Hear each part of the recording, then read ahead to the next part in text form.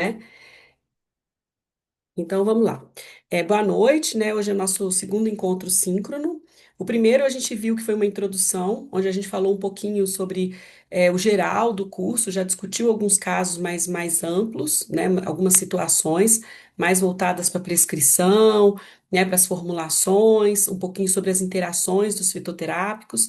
E a partir desse encontro, a gente vai ter mais três encontros, né? A gente já vai falar de sistemas tanto abordando os aspectos fisiopatológicos quanto a prescrição. Então, aqui a gente vai identificar uma situação, né, um caso clínico específico e vai tentar chegar num possível tratamento fitoterápico. Quando a gente fala em tratamento usando a fitoterapia, a gente tem que lembrar também que essa avaliação, esse tratamento vai além só do fármaco, né, em si, do fitoterápico.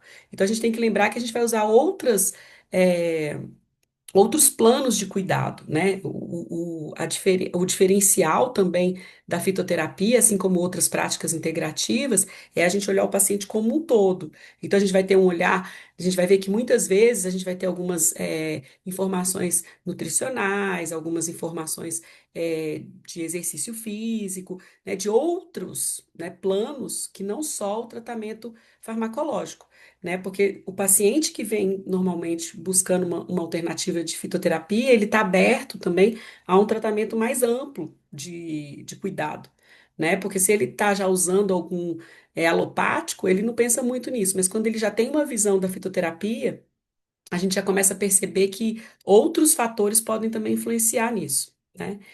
Então, a gente vai trazer aí esse módulo 2 trabalhou o sistema cardiovascular, né? O sistema cardiovascular e algumas patologias do sistema cardiovascular, o sistema digestório e, por fim, o sistema metabólico. A gente vai não só observar que às vezes a doença é do sistema circulatório, mas tem associado uma outra patologia, como, por exemplo, do sistema nervoso, que a gente não abordou ainda, mas a gente pode já dar uma pincelada em quais seriam as possíveis espécies que poderiam estar atuando também, né, no sistema nervoso. E a gente vai começar a perceber que algumas espécies botânicas, como fitoterápicos, elas podem atuar em mais de um sistema. E aí você optar, né, por duas espécies ou por uma espécie que tente atender o máximo dos sintomas daquele paciente. Às vezes o paciente chega com uma queixa principal, mas você percebe que ele tem várias outras queixas associadas. Então, assim, como que a fitoterapia pode ajudar ele de alguma forma?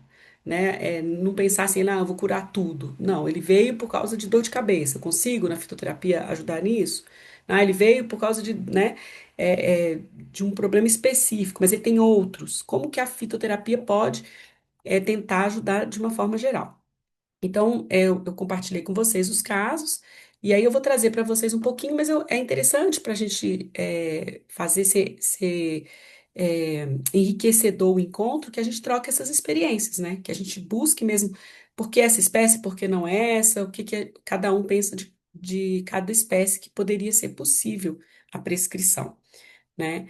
Lembrando mais uma vez que não existe uma espécie totalmente certa ou totalmente errada, né? Existe. A gente vai ver que quando se fala de fitoterapia, e eu quero abordar um pouco esses aspectos com vocês, outros fatores também influenciam, né? Por exemplo, onde eu vou conseguir essa espécie? É fácil conseguir esse fitoterápico? Né? Então, às vezes, a gente tem um fitoterápico que é brilhante para aquele tratamento específico, mas não é tão simples. A gente percebe muito, por exemplo, no Brasil, algumas espécies botânicas que são típicas de algumas regiões e que você não encontra tão fácil em outras. Isso pode ser também é, um gargalo aí na hora de você prescrever fitoterápico. Muita gente conhece uma espécie botânica que é muito comum, às vezes, no sul, mas que não é tão comum, às vezes, no Nordeste ou no Centro-Oeste e vice-versa. Então, isso faz diferença. E mesmo que ela seja comum, onde você vai conseguir essa espécie? Né? Como você vai conseguir esse fitoterápico? Ele é industrializado? A pessoa tem no quintal dela? Você consegue fornecer a droga vegetal? Você conhece alguma farmácia viva? Você tem um horto? Como que é essa? Então, prescrever fitoterapia, às vezes, não é só saber prescrever, né? Você tem que lembrar como que o seu paciente vai conseguir ter acesso a esse fitoterápico, né? E ter acesso a um fitoterápico com qualidade. A gente vai comentar um pouquinho também sobre isso, tá? Então, o primeiro caso que a gente recebeu lá para discussão hoje fala sobre o sistema cardiovascular. Esse roteirinho ele é sempre dividido lá em anamnese, os antecedentes, né? Alguns exames, né, físicos, complementares e uma hipótese de diagnóstico. E aí, a partir dessa hipótese de diagnóstico, a gente vai formular uma discussão e um possível plano de cuidado e um possível tratamento fitoterápico. Lembrando que o curso é de fitoterapia, então, nosso foco principal é ver se esse paciente pode ser, de alguma forma, ajudado com algum fitoterápico, né? E aí, dentro desse plano, uma das primeiras avaliações que a gente precisa ter é se, de fato, eu posso entrar com a fitoterapia ou se eu vou precisar de um outro fármaco, uma outra situação, ou encaminhar ele, né, para um serviço de emergência, que pode acontecer, né? Então, a gente vai chegar numa sugestão de fitoterápico, depois vamos tentar montar aqui uma prescrição juntos, né? Então, eu já trouxe um exemplo, mas vocês podem trazer alguma outra opção. E aí, depois, uma possível evolução para aquele caso, né? Que é um caso que já é que hipotético que a gente criou.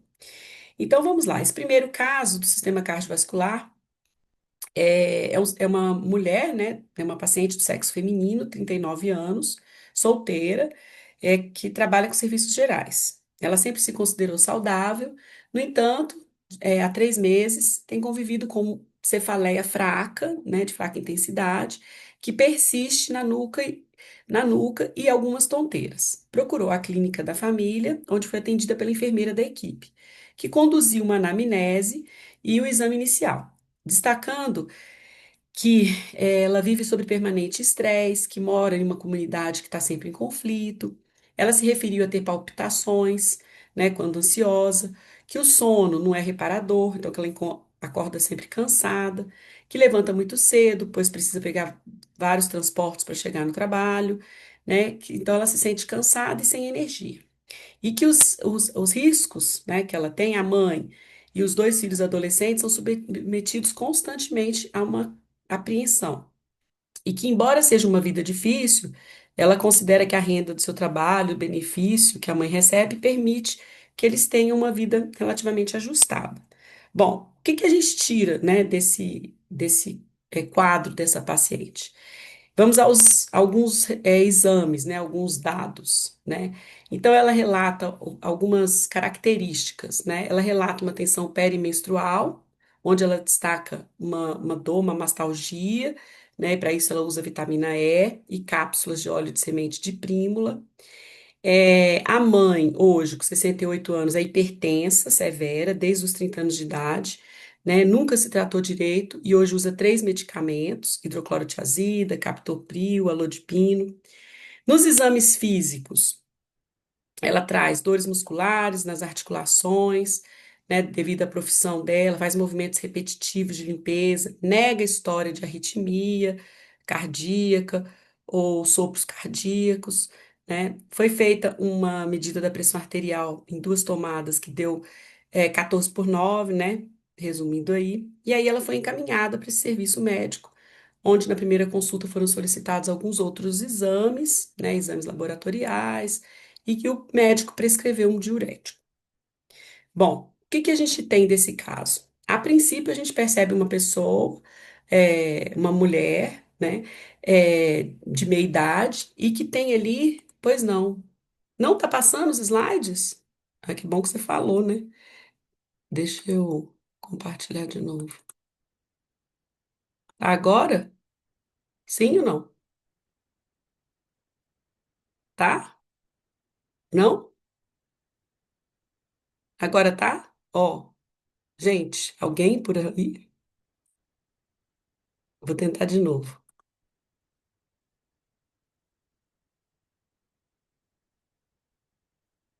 Tá passando agora ou não? Sim? Ah, então bom. Podem falar aí. Então, o que que a gente estava vendo? Qual que é o diagnóstico? Qual a hipótese desse diagnóstico, né? Que é uma hipertensão, que ela está hipertensa, né? O mapa, que antes era, que era normal de níveis elevados, né? Mostrou ali algumas alterações, né? E o diagnóstico é de uma hipertensão. Não é uma hipertensão severa, mas ela está começando a apresentar sintomas de hipertensão, né? A gente já tinha. Pode ser, né? Não só pelo estresse dela no dia a dia, mas pode ser de fato que seja uma hipertensão que aí que já esteja instalada a longo prazo, né? Então, o que que a gente faz agora? Vamos pensar, a gente já tem uma discussão. A gente já tem uma hipótese de diagnóstico. O que que a gente pode definir com isso? Primeiro, é possível um tratamento fitoterápico? Quais são os principais sinais de alerta? Aparentemente, não é nada gravíssimo. Ela tem uma hipertensão, não parece ser severa, né? É acompanhada de uma vida de estresse, então ela poderia ter, né, alguns momentos, fazer alguma coisa mais tranquila. Então, a gente já pode pensar aqui num plano de cuidado, né? Então a gente começa a perceber, primeira coisa para a gente dar continuidade quando se fala de fitoterapia é os sinais de alerta para esse encaminhamento. Quais são os possíveis sinais de alerta que a gente pode ficar atento? Não tem necessidade de encaminhar para um serviço de emergência, né? Quais seriam as listas de problema que essa paciente tem? Aí a gente começa né, a levantar essa possibilidade é, desses sinais. Então, alguns sinais chamam a atenção, né? Será que ela vai ter uma pressão muito elevada? Teve crise muito elevada? Se ela tiver uma crise muito elevada, é importante a gente encaminhar. Existe algum sintoma neurológico associado? Ela falou dor de cabeça, mas nada muito grave. Ela chegou com dor no peito, né, com uma crise, com alguma coisa que chame a atenção, né? Não, ela trouxe esse relato, ela relatou dor de cabeça constante, mas, né, não é nada gravíssimo. Por que que é importante aqui chamar atenção para esse sinal de alerta? Principalmente quando se fala dessas patologias relacionadas ao sistema circulatório e quando a gente se fala em relação à hipertensão. Porque a gente não pode, se chega um paciente com um sinal de alerta de alguma coisa que é muito grave, você não vai encaminhar para fitoterapia. É importante a gente, nesse momento, definir, né, a emergência e a urgência, ou se é um caso que realmente eu posso tratar com a fitoterapia. Então, por exemplo, alguns sinais que são importantes a gente verificar, né? Falta de ar, edema de membros, né? Arritmia, dores severas, dores, né? Algum tipo de dor muito específica, aguda. Se está tendo algum sintoma tipo náuseas, vômitos, né? E se existe algum abandono também de medicação. Ela estava usando algum medicamento? Ah, não, parei de tomar medicamento para pressão, né? E aí, uma vez levantados esses sinais de alerta, a gente conseguir saber se eu posso encaminhar ou não, né? E aí vamos para a lista de problemas dela. Quais são os problemas que ela trouxe? O que que ela relata? Então, assim, nada que chame muito a atenção do ponto de vista de sinal de alerta. Mas ela relata hipertensão, né? A gente percebeu no exame um estresse, né, uma vida estressante, uma falta de cuidado com o dia a dia, né, ali a gente não cita, mas o que que a gente poderia, por exemplo, estar perguntando? Alimentação, né, ela cita que dorme pouco, ela cita uma TPM, então uma alteração hormonal, a idade dela já mostra ali uma fase que já é mais complexa, que pode aumentar a pressão, já tem algumas complicações relacionadas ao hormônio, né? E ela relata, não sei se vocês lembram, dores por causa do esforço repetitivo que ela faz sempre. Então, esses são os sintomas que ela traz. Ela não reclama diretamente da pressão arterial. Por isso que a gente estava falando, quando você vai avaliar o paciente, muitas vezes a reclamação, não durmo bem, estou sempre estressada, estou com dor de cabeça, e aí você vai fazer uma análise para ver onde muitas vezes o fitoterápico pode ajudar. Então, será que ele consegue ajudar em vários desses aspectos? Por exemplo, dormir melhor, alguma coisa que seja de certa forma anti-inflamatória.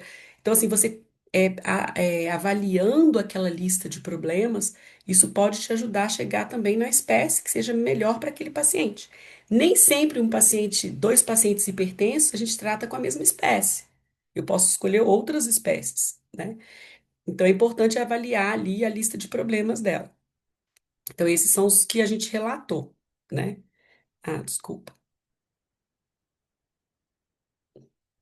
Bom, ah, e aí aqui a gente trouxe, né, que esse diagnóstico deixou ela um pouco preocupada, porque a mãe era hipertensa, né? Então ela falou assim, olha, eu quero fazer um tratamento, mas eu queria iniciar o tratamento com um fitoterápico, né? E aí ela que resolveu, olha, eu quero iniciar esse tratamento com um fitoterápico, tem uma unidade da farmácia viva no local, que pode ajudar a controlar a pressão arterial, melhorar as dores musculares. E aí ela adorou a ideia, né? Porque a família já tem alguns tratamentos naturais. E além disso, ela foi orientada também a praticar algumas outras técnicas, as outras coisas que a gente falou, que poderiam complementar a situação de vida dela, né? O que que vocês acham disso? O que que você acha? Se quando o paciente for, ela já tem que ir com uma visão, né, de tentar tratar. Então, assim, muitas vezes, outra coisa que é importante, a gente aproveitar nesses casos clínicos para discutir, existe o paciente que é para tratar com fitoterapia e existe o paciente que não aceita a fitoterapia.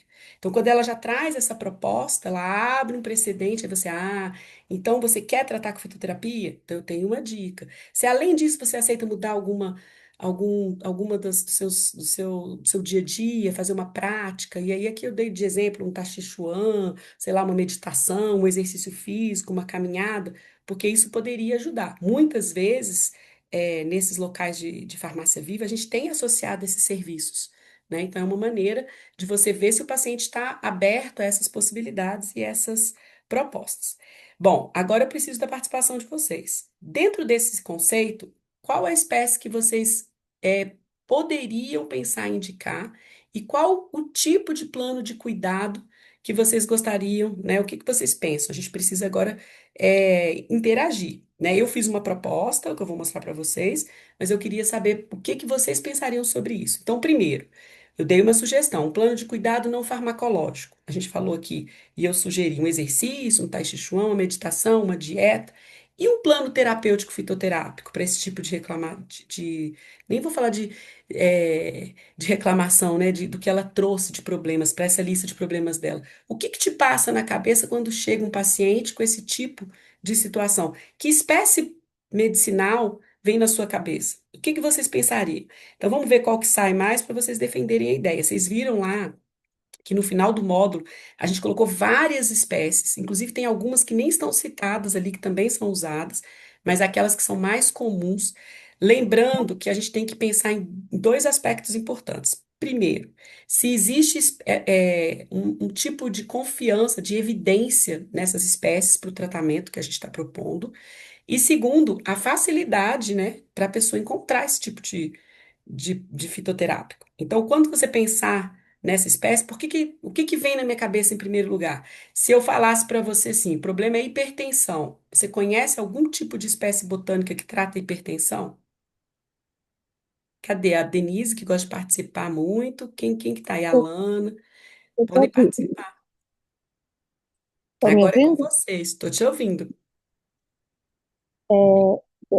Na minha concepção, quando a gente está com um paciente que já toma diurético e ela está sem uma pressão, tá bom, não é muito alta, mas ela já está sentindo cefaleia na nuca, né? É preciso alertá-la que num sintoma desse piorando, ela tem que imediatamente ir para o hospital e fazer o acompanhamento, né? Porque ela usa só diurético para controle dessa pressão arterial. Ela usa também o óleo de prímula, né? Então, Isso, como ela usa diurético, na minha conduta, fosse eu, né? Eu iria avaliar e eu não poderia usar o fitoterápico que eu mais gosto para pressão alta, que é o alho. Não posso, porque ele vai interagir aí com o diurético e vai aumentar esse efeito. Então, nesse caso, eu preferiria utilizar, não está dentro da lista que foi dada na aula, não está, mas é uma, uma, uma alternativa que eu uso muito e eu tenho bons resultados, e é o chuchu, que ele é da alimentação, Então, ela tomando Ixi. o chuchu, o suco, ou a água mesmo do chuchu, ela pode diminuir e não ter aí problema de interação. Agora, eu também teria uma segunda opção, e aí não era fitoterapia, era aromaterapia, mas está muito ligado, né? Aham. Eu iria indicar também um óleo de lavanda, porque o óleo de lavanda eu tenho experiências para diminuir pressão. E ele é calmante, e ela tem uma vida extremamente estressante. Então, teria que ver. Excelente. É isso É, que eu acho interessante, Denise. E é importante, gente, a gente pensar nisso. A fitoterapia clínica é uma prática, é o dia a dia, assim como qualquer prática de prescrição. Mas é isso, buscar alguma espécie, porque ela cita ali que o problema dela não é pontual da hipertensão. Então, assim, será que se você, por exemplo, ela tratar esse estresse ou tratar o sono, né, ou tentar tirar ali um tempo, alguma coisa que deixa ela mais. Não vai baixar, consequentemente, essa pressão arterial junto? Né? Então, quando a gente fala disso, pensar ali numa planta ou num fitoterápico que tem essa propriedade pode ajudar muito, porque a gente acaba tendo, de certa forma, né, uma atividade relacionada ao todo. Essa hipertensão pode ser muito mais que só do que só realmente um problema ali, né, pontual. A gente não sabe, não deu muita coisa no cardíaco. Será que é coração? Será que é, né, arteriosclerose? Não deu muita coisa. Então, será que não é relacionado também muito com o estresse, né? Então, assim, é importante. E outra coisa, não precisa ser um diagnóstico, assim, o diagnóstico também é fechado, mas não precisa ser um tratamento fechado, né? A gente pode pensar também em uma espécie, acompanhar e depois, não respondeu muito bem, então vamos tentar trocar, né? Então, muito interessante. A Taira colocou aqui, ó, que ela tem com problema com sono. Além disso, né, fitoterápicos, exatamente, como a camomila, podem ajudar a dormir. É isso. Muitas vezes, se a gente pensar em outras opções, né, como relacionar com sono, ou com outros problemas ali associados com o estresse dela, isso pode ajudar muito, né? E não necessariamente só cuidar ali, pensar só na pressão, até porque, igual vocês falaram, ela já está tomando um diurético. Então, assim, será que uma espécie que também seja diurética, isso não pode, né, ter algum outro tipo de problema? Então, assim, excelente, essa que é a ideia. Que mais? Quem quer mais comentar algum comentário? Pode falar no chat, se não quiser comentar falando, fica à vontade. Posso falar? Pode, claro. Então, pelo que você comentou, assim, dos problemas da paciente, como ela não é uma coisa assim grave, né? Ela não tá com uma coisa assim que dá para pensar de encaminhar ela, né, para uma situação mais. Então, eu pensei assim, no plano de cuidado não farmacológico, o yoga, né, por causa de respiração, já que ela tem uma vida de extremo estresse, né, tanto quando ela está no trabalho, quando ela sai do trabalho, quer dizer, ela tem um estresse o tempo todo, isso vai ajudar ela a até dormir melhor. A questão de alimentação, eu acho que seria importante fazer um trabalho com um nutricionista, né? Tipo uma equipe multidisciplinar, né? Na Exatamente. questão assim de fazer uma orientação quanto ao sódio da comida, aos tipos de alimento que ela deve comer, aquilo que ela deve evitar, né? E com relação ao fitoterápico, eu, se fosse o caso, se ela reclamasse muito, porque a insônia hoje é uma das causas mais assim para as pessoas estarem em depressão, para as pessoas estarem realmente com a pressão alterada, né? Então, inclusive, eu às vezes me deparo com casos de pessoas que têm a insônia recorrente, assim, por causa da dificuldade respiratória, né? Então, eu acredito que assim, poderia usar o passiflora, alguma coisa, a lavanda, né? Para E ela poder relata, tentar né, fazer. alguma coisa de respiratório, não foi? Tem algum. é, Ela relata, ela Lá, aqui não relata. está na lista de problemas, mas Aqui quando no ela relata. caso, Quer E ver? também existe a auriculoterapia, né, que hoje está inserida no SUS, que eu acho super legal, que eu uso muito em pacientes e também nos meus colegas de trabalho, que dá um retorno assim maravilhoso em termos de ter o sono reparador, muito maravilhoso, assim. Então é isso, Excelente. é o que eu colocaria aqui nesse caso. Excelente, é isso mesmo. Esse é o caminho. Mas alguém, gente, quer comentar alguma coisa? Bom, eu vou mostrar aqui um pouquinho. Bom, eu trouxe aqui um pouco do que vocês Eu, que- falaram, né? eu Pode queria só falar. comentar sobre Pode esse falar. o óleo de prínula, né? Que ela Aham. usa. E o óleo de prínula, ele tem um tempo para se usar, né? Ela não Eu li assim relata, muito né? rapidamente, eu não lembro se tem relatado o tempo, né? Mas porque Na o óleo de verdade, não prínula, tem. ele é rico em ômega 6.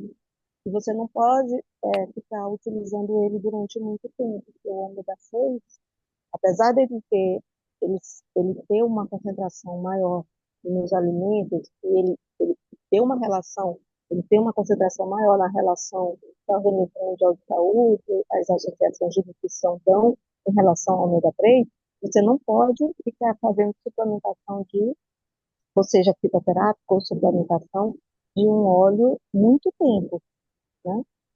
Então, era outra questão aí, saber se esse óleo ela tem aí problemas de TPM, né? Isso. Depois, saber se ele ainda está sendo usado, né? E orientar sobre isso também. Então, Excelente. Muito bom, Denise. Assim, duas coisas me lembram esse seu comentário. Assim, claro que a gente pega um caso e a gente aqui não tem a pessoa, né, o paciente. Mas a ideia é essa mesmo, é a gente trabalhar o que que a gente iria perguntar para aquele paciente. E aí, quando a gente chega num caso desse, é importante muitas vezes, não só para o que ela já traz, de uso, e aí ela não relata o período, porque muitas vezes por muito tempo, né? Até a gente comentou no último caso que a gente discutiu, lembra o uso de um fitoterápico por um período muito longo, né? A gente falou lá no último caso clínico. E aqui também, ela está usando por conta própria, ela não fala se alguém indicou, se tem algum acompanhamento e nem fala o período. E isso serve não só para esse que ela já está usando, mas quando você vai entrar, porque muita gente, quando vai usar um fitoterápico, acha que por ser fitoterápico, né, usa muito tempo sem ter um controle. É claro que a gente precisa de um certo tempo para que tenha uma resposta, mas é importante ter um acompanhamento e não usar por um período muito longo, né? Dentro da fitoterapia, quando não existe uma evidência já clara do período de uso, a gente não deve ultrapassar os 3 meses, para que a gente já tenha ali uma resposta e às vezes é necessário fazer a troca, né? Então, se foi bom você chamar, porque realmente pode estar tendo uma interferência, é comum, já tem estudos, né, do óleo de prímula com estrogênio, com algumas correlações, e é importante saber quanto tempo ela está tomando, né? Aqui eu trouxe algumas da terapêutica não farmacológica que vocês comentaram, e que podem ser utilizados outros métodos, né? E aí alguém já comentou yoga, auriculoterapia, próprio exercícios. A gente não tem aqui também dados nenhum da parte nutricional, que é muito importante. Isso faz parte, né, da terapêutica do plano de cuidado não farmacológico. Quando a gente pensa num paciente com probabilidade de hipertensão, a gente já pensa numa dieta rica em sal, por exemplo, né, em alimentos que a gente sabe que estão associados ao aumento da pressão arterial, como ricos em cafeína. Então a gente não tem nenhum dado, né, específico sobre a nutrição dela, mas provavelmente estressado, trabalha muito, deve comer mal, né, não deve ter tempo. Então isso é um dado muito importante, né? A melhora do sono, a gente já sabe que o sono está relacionado a várias patologias e a estresse, né? E até naquela angústia que ela relata de estar sempre com uma fadiga, de estar sempre com um cansaço, né? Alguma coisa nesse sentido, né? E, e aí está correlacionado, melhorar o sono, combater o estresse, que está uma coisa ligada com a outra, e a prática de atividades físicas. Então, aqui são os pontos, né, que várias práticas não farmacológicas poderia ajudar, né? Muitos vocês relataram aí algumas. E agora, falando um pouquinho das espécies, né? Então, quais seriam então essas opções fitoterápicas, né? A Denise comentou algumas. Qual espécie que viria na primeira na cabeça aí? Alguém mais quer comentar alguma? Você comentou, Denise, sobre o alho, mas existem alguns relatos, alguns artigos do uso do alho, mas com muita cautela. Poderia ser uma opção, e depois lá na frente até tirar o diurético, mas também não é a única opção, né? Com esse risco era melhor nem usar. Mas que mais que a gente poderia pensar? Lembra das outras queixas? Qual outra espécie que vem à cabeça de vocês? A colônia é uma opção que está no material, né? E traz. Além de outras espécies, que mais que vocês pensam? Eu escolhi uma específica para poder comentar um pouco mais sobre ela, que é um caso recente que a gente teve problema aqui numa prescrição, num caso prático, né? Mas eu quero que vocês tragam outras opções. Então, ó, eu trouxe algumas aqui. Ó, o hibisco, mas lembra, se ela já está tomando diurético, né? Como é que ela entraria com esse tratamento com o hibisco? Né, eu preciso de ter um tratamento. O alho, que a própria Denise já comentou, não tem como a gente pensar, né, nessa hipertensão, que é o início, sem pensar no alho, né? A oleia, né, que é a oliveira, o cratego, né? A cecrópia, a alpínia, aí que você acabou de comentar, Taira, que é a colônia. Alguns exemplos. A colônia é interessante, né? Porque ela também trata como um todo. Isso a gente falando da hipertensão específica. Mas se a gente pensasse aqui no estresse, né? No sono, alguém comentou aqui sobre camomila. O que que eu poderia também estar trabalhando e que poderia ter uma relação direta com a hipertensão? O que A, mais? Qual? a Crataegus é bom também para ansiedade. Também já, pois é, ela também É, trata a ansiedade. Por isso que eu tô falando. verdade. Mas qual outra que poderia, Palpitações. que não está aqui, que a gente poderia pensar? Uma bem fácil de acesso e que é bem comum que poderia também ajudar. O que que poderia ser? Passiflora, por exemplo, talvez? O que que vocês acham? Eu diria isso. Poderia ser uma opção, né? Então, assim, não existe certo ou errado, gente. Aí, Capim-limão. capim-limão poderia ser uma boa opção. E aí, ó, vou falar uma coisa para vocês que é muito interessante. Que a gente expande um pouco o horizonte da fitoterapia clínica. Como que eu ia prescrever isso? Cápsula, comprimido, preparação extemporânea. Sabe o que que a gente tem pensado muito? É muito difícil, muita gente foge do chá, né? Que é a preparação extemporânea. Mas quando eu trabalho com chá, você está trabalhando com o seu paciente um tempo que ele dedica a ele. A ele parar, relaxar, fazer o chá dele. Que de certa forma, tudo isso aqui que você está falando, aquela coisa que a gente falou que, ó, você vai ter que respirar, que seja 5 minutos para fazer seu chá. Só que tem muita gente que não tem esse tempo. Por que que não tem? Porque é estressado, porque corre. Então, assim, hoje e quando você passa uma prescrição de chá, está muito além de ser só o chá, do ponto de vista de atividade ali farmacológica, mas do tempo, o paciente fazer parte da prescrição dele. Porque é ele que vai fazer aquele preparado, ele vai ter que parar um tempo para ir lá, para fazer, se for para ferver, você vai ter que ensinar. Tudo isso é como se fosse uma terapia. A mesma coisa que ele está fazendo yoga, ele está fazendo, preparando o chá dele.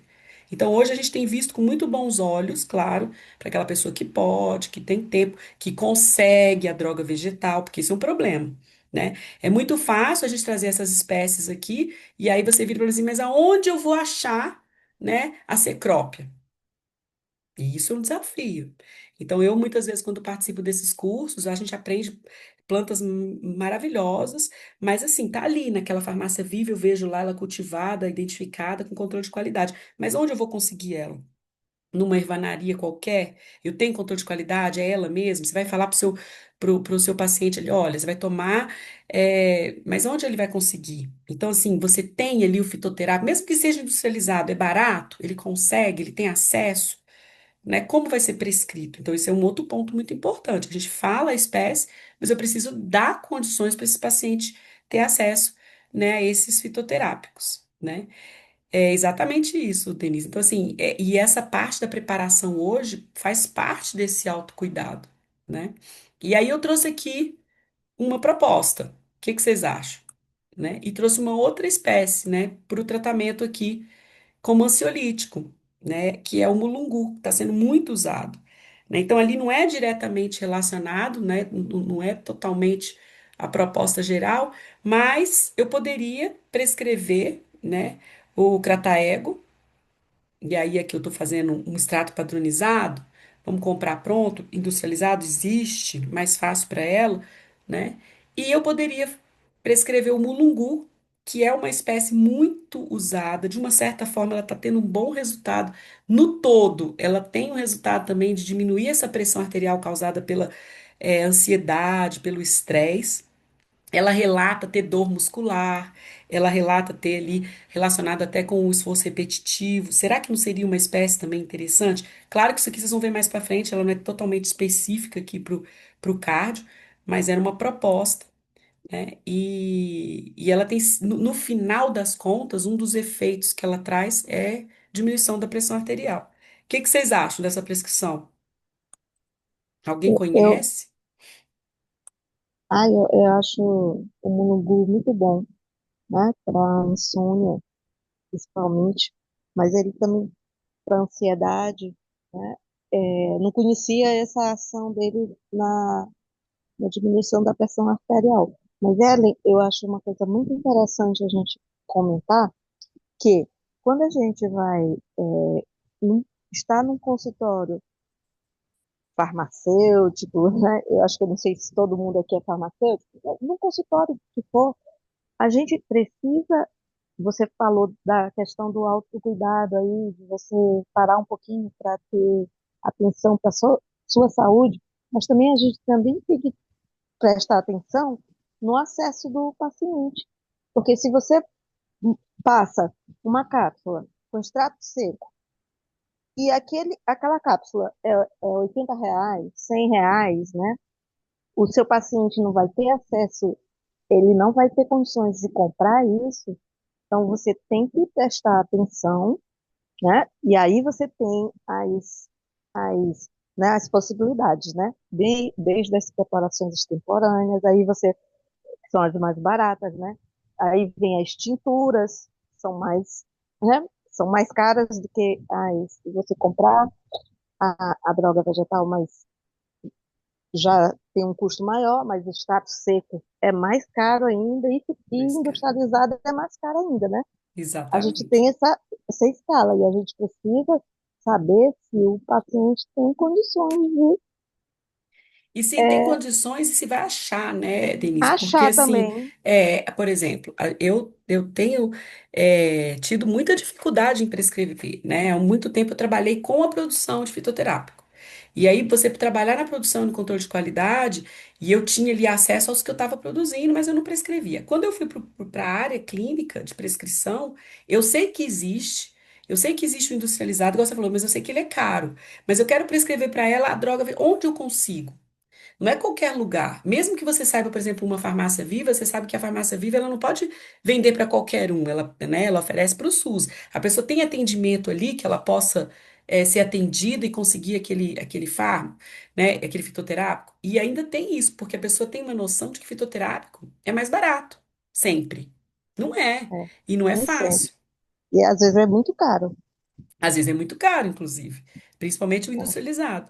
Então, assim, é importante a gente, é o que eu falei, talvez a gente falou aqui, extrato padronizado deu opção, mas é caro para ela. Então, a gente vai mudar. Então, o que que a gente pode usar? O que eu tenho acesso? Onde eu vou conseguir, né? Ó, E a outra coisa também, bem com licença, é falar da qualidade, né? isso. Eu sou professora de farmacognosia, eu faço controle de qualidade de droga vegetal. A gente Então, compra no comércio, eu vou dar só um exemplo, né? A gente compra Maitema ilicifolia, Mantiverdia ilicifolia, que é a espinheira santa, muitas vezes não é não é. espinheira santa. E é Então, aguarde, daqui a muito pouco o comum próximo, isso. isso, o próximo É caso eu muito já trouxe comum. para você, vai adorar. Trouxe até a carinha da folha. Eu comprei no aeroporto de Brasília, eu comprei um pacote de espinheira santa, né? Quando eu cheguei aqui no laboratório que eu fui ver, Não era. não é, não é. Exatamente. E aí, ó, eu trouxe um pouquinho disso também, nós vamos falar um pouquinho. Bom, tá aqui, essa é a prescrição, né? Outra coisa, a dose. Como é que eu vou prescrever? Ah, eu não tenho experiência com isso. Vamos preferir sempre aquilo que está descrito nos formulários. Então, vamos usar formulário, né, o formulário fitoterápico, mas eu tenho uma certa experiência de evidência já, eu sou um médico há muito tempo, ou sou um farmacêutico clínico, né, que já tem essa experiência. Ótimo, mas cuidado, o que que te resguarda, né? Se você não tem essa experiência, é importante seguir sempre o que tem descrito dentro dos formulários terapêuticos, né? E aí, aqui, falando um pouquinho do que a Denise trouxe, o que que eu acho do mulungu hoje? Você viu que aqui a minha sugestão é fazer um chá, né? O mulungu é casca, que a gente usa como droga vegetal. Na verdade, não é a casca, é a entrecasca. Só que é o mais difícil de você achar no mercado. E aí, normalmente, a entrecasca, que é essa parte, porque a casca é essa cortiça, que quase que não tem nada de atividade. Então, o que se usa mesmo é entrecasca, mas quando você olha a droga vegetal que é vendida, né, de mulungu, por aí, onde a gente consegue encontrar, tem muito mais casca do que entrecasca. Então, esse é um outro detalhe. Onde eu vou conseguir? Eu sei hoje, por exemplo, de uma ervanaria que no interior de São Paulo, que vende com controle de qualidade, a gente consegue fazer análise e tem muito mais entre casca do que casca. A farmácia Viva de Jardinópolis, lá perto de Ribeirão Preto, que é onde produz, eles têm o mulungu lá, eles cultivam e extraem. Mas e se você não tem certeza, será que vai fazer atividade mesmo? Então, esse é um outro ponto que é importante, que vem bem de encontro com o que a Denise trouxe. Então, tá, eu defini, mas não está dando resposta, por quê? Porque eu comprei, né, uma droga vegetal que não é a parte que tem a maior, né, concentração de ativos ali, né? Então, existe entre casca, mas você faz a análise, nem todos passam, né? Não sei se o que dizem é que a grande maioria do mulungu que está no mercado, infelizmente, o controle de qualidade não passa. Mas é isso, é entre casca, né, que eu preciso ter atividade. Existem alguns lugares, algumas ervanarias que são boas. Outra coisa que a gente precisa ter, uma rede de onde eu posso conseguir com qualidade. E a gente ter essa ligação. Por isso é tão importante que os fitoterapeutas se comuniquem. E quem produz também. Não é só prescrever. A gente tem um outro curso que ele é muito mais voltado para farmacêutico mesmo, para a produção da droga vegetal e dos fitoterápicos, que está preocupado controlando e sabendo quais são os locais que estão produzindo com qualidade, tanto a droga vegetal quanto, né, os derivados fitoterápicos, as tinturas, porque esse é um problema, né? Então aqui só coloquei de curiosidade sobre o mulungu, mas essa seria uma preocupação mesmo. E Professora, tá aí, me ouvindo? tô te ouvindo agora, pode falar. Ah, tá. Só fazer uma observaçãozinha aqui com relação ao mulungu, que eu estava estudando outro dia, porque assim, realmente ele é um excelente, né, ansiolítico. Na farmácia que eu trabalhava, a gente usava muito, inclusive, ele como medicamento homeopático, tinha excelentes resultados, então, por causa disso, os médicos lá prescreviam muito. Era uma droga vegetal muito, mas muito mesmo prescrita. E também muito prescrito na fitoterapia. Mas aí, assim, com relação, principalmente na fitoterapia, é o uso contínuo dele, por ele ter essa ação de relaxante muscular, não usar, orienta-se que não se use ele por mais que 30 dias, porque, assim, qual que é a observação que eu vejo como farmacêutica dessa área, assim, né, na população? Que por ser natural, planta, então a pessoa geralmente ela faz aquele consumo da planta por muito tempo e sempre a mesma planta. Aí qual que é a orientação que eu dou geralmente assim para os meus pacientes? Eu gostaria até de compartilhar com o grupo para ver se vocês concordam ou não, o que que vocês acham disso. É que no caso, por exemplo, como ansiolítico e medicamento fitoterápico para insônia, alternar. Então, assim, eu faço isso inclusive aqui em Excelente. casa, né? Eu oriento meu esposo, eu também. Então, um dia, se eu estou ansiosa, estou com insônia, um dia eu tomo de mulungu, amanhã eu tomo de erva cidreira, de outro dia de camomila, eu vou alternando. O que que vocês pensam a respeito? Eu acho excelente a sua ideia e existe dentro da fitoterapia clínica uma área que a gente estuda especificamente de alternância de fitoterápico. para a gente tentar Hum, trabalhar de acordo e tentando. E aí é uma coisa que existe poucos estudos, mas uma evidência de observação mesmo. Então, tem um grupo, por exemplo, de médicos lá de Ribeirão Preto, lá da USP, que eles já têm o protocolo, né? Porque como eles já produzem, e aí eles fazem alternância. Então, assim, para depressão, um mês de mulungu, mas eles lá conseguem tratar o paciente até 2 meses. Mas eles fazem um acompanhamento bem rígido. E aí eles trocam uhum, por outro e vão acompanhando os casos. Então, existe essa alternância também. E outra coisa que eles defendem, aproveitando isso que você trouxe, é a alternância e evitar muitos fitoterápicos juntos, né? Que esse é um é. outro problema. Você pode usar 2 ou 3, mas assim, evitar que eles fiquem o tempo todo juntos. Então, assim, começou um, aí termina, começa o outro. Meio que pega ali só, então vai fazer 2 meses, toma um mês de um, aí acabando 15 dias começa o outro, que acaba sendo uma alternância.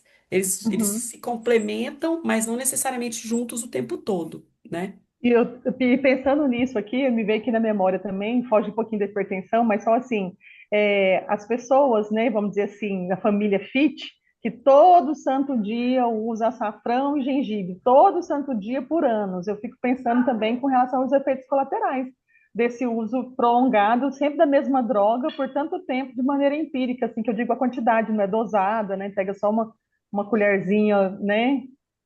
E não sabe a procedência, né? A gente não sabe. É aquilo que eu falo. Eu sempre falo. É muito importante o uso e a gente entender que funciona o fitoterápico, né? E aí eu brinco muito, gente. O chá funciona, mas eu tenho que ter uma noção de quanto tem lá dentro, porque pode ter muito, É. pode ter pouco e pode não ter nada, né? E Até aí assim, mesmo o tempo, né? O tempo de muito fervura tempo, influencia também. O tempo de tudo. E fervura aí se ela não tem um influencia, controle, influi na é. na extração.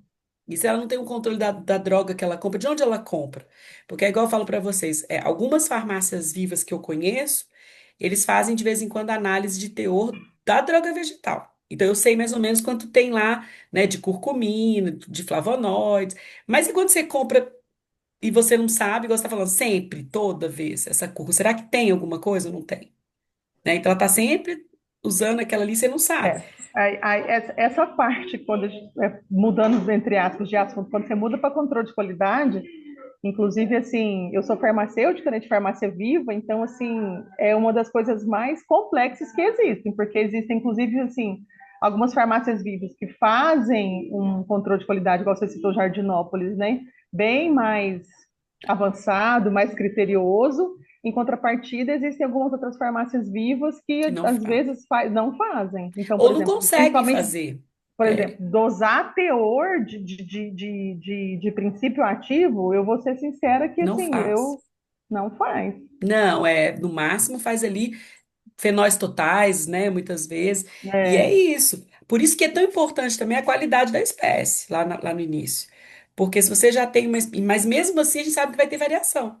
E que a gente, ao aleatório, muitas vezes tem ou não. Então, de novo, é importante você estar sempre avaliando. E aí, o que que a gente percebe quando não tem avaliação de controle de qualidade, de teor? Muitas vezes, nas farmácias vivas, o que se observa é um lote que começa a ver reclamação de que não está funcionando. Você já percebeu isso? Ah, um lote, às vezes é até xarope de guarda. Ah, esse não está funcionando. Aí você pensa assim, já aconteceu. Aí a pessoa não faz sempre, mas começa a aparecer um caso isolado ou outro. Ah, não está funcionando, não está funcionando. Pode saber, se você pegar e fizer uma amostragem e aquela reclamação, aí você vai ver tem menor teor. Que pode ter sido uma, sei lá, uma safra que não produziu o suficiente da atividade. E aí é observacional na clínica, porque você não tem como fazer todos os é. lotes na farmácia viva. Essa parte da fitoterapia ela é bem interessante porque com relação é tão assim tão específico que de acordo com o terreno, de acordo com o Tudo. clima, de acordo com a hora da colheita, você até isso, porque assim a gente tem um agrônomo bastante experiente, né? Então ele fala assim, não, tal planta você pode, meus meninos aqui na Não sala tem conversando. problema. É, e ele fala assim que até o horário da colheita da planta influencia. Então, não, tal planta tem que colher só de manhã, ou então só no final do Exatamente. dia. É. Até isso influencia no teor do princípio ativo. E influencia mesmo, a gente sabe. Agora, o que que a gente tem que trabalhar? Por isso que quando se fala de fitoterápico, a gente trabalha com faixa. E aí, e eu sempre brinco e falo assim, não existe extrato ruim, né? Ou planta ruim. Existem plantas diferentes. É importante, por isso que assim, se você puder, é importante você saber se tem mais ou menos, porque aí você ajusta a dose. Como bons farmacêuticos, a gente sabe, essa planta tem maior teor, eu vou precisar usar menos. Essa planta tem menor teor de alguma coisa, eu vou precisar usar mais. Só que a gente precisa conhecer. E aí muitas vezes não é possível, né? Mas quando você vai trabalhar, por que que lá no extrato padronizado você faz a extração e aí você consegue fazer uma mistura para chegar no limite, na metade daquilo que você quer, né? E aí você consegue padronizar o extrato. Mas é isso, é tentar conhecer a espécie, né? E muitas vezes é meio que empírico, porque se você tem e não está fazendo análise da droga, você vai observar. Mas é importante ter uma noção. Mesmo que eu não teste por exemplo, só o isolado, mas eu tenho uma noção de flavonoides totais. Testes básicos. Por isso que cada vez mais eles têm exigido da droga vegetal uma análise que dê uma noção para gente, para você se sentir mais seguro na hora da prescrição, né? Mas essa é a ideia, e o pessoal está colocando isso mesmo. E hoje, trabalhar com esse movimento, é isso que você comentou. É, rotatividade do fitoterápico, período de prescrição é muito importante, porque, como você falou, muita gente acha que por ser fitoterápico e ela, gostei da cúrcuma, vai usar pro resto da vida. Gostei do mulungu.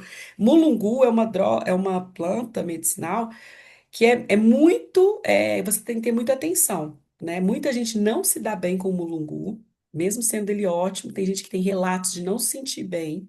Ele tem uma certa toxicidade para algumas pessoas, já existem alguns artigos, estudos. Quem tiver interesse, tem vários trabalhos, eu trabalhei muito com pesquisa com mulungu, ressaltando isso, pessoas que têm uma certa sensibilidade para a espécie específica, para os componentes e outros que se dão muito bem, né? Mas é de fato uma planta aí muito interessante do ponto de vista ansiolítico. E aí, como ela tem uma ação relaxante muscular, talvez esteja relacionado também indiretamente baixar essa pressão, né? Porque você dá uma relaxada, uma vasodilatação, e aí pode ser que seja essa a correlação. Existem alguns estudos, né, relacionados a isso.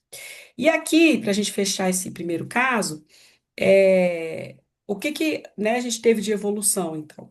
Que o paciente evoluiu bem, a paciente evoluiu bem, né, com 2 meses de tratamento com aquela nossa proposta, já tinha uma redução da pressão, né, mas a ela ainda relatava persistência no cansaço e pouca disposição, né? Ela relatava que não estava conseguindo muito fazer o tai chi lá que foi sugerido, não estava conseguindo muito, né, descansar, uma preguiça, uma fadiga, né, pouca disposição. E aí eu trouxe como uma possibilidade, né, aqui um fitoterápico para essa disposição. Mas será que só essa seria a proposta? O que mais a gente poderia pensar, né? Para que ela ficasse mais animada. Será que não é o mulungu demais também que está dando esse cansaço? Ao invés de entrar com outro fármaco, o que que vocês poderiam pensar se ela trouxesse esse comentário? Ela volta para você, fala que está dando certo, que a pressão está baixando, mas que ela anda muito cansada, sem disposição. O que que você pensaria? Pensaria no alecrim. Faz Alecrim é sentido? uma boa ideia. Quem mais? Estaria no Guaraná. Paulínia Cupã, uma ótima ideia, Agora, poderia ser. é, Mas e agora a também pressão, será? eu tenho uma ótima, eu tenho usado e com ótimos resultados o açaí também, né? Já tenho alguns estudos para essa astenia, neurastenia do açaí, aumentando aí a disposição. E, se tiver algum problema do paciente, por exemplo, eu não gosto de guaraná, só se fosse cápsula, eu não gosto do gosto.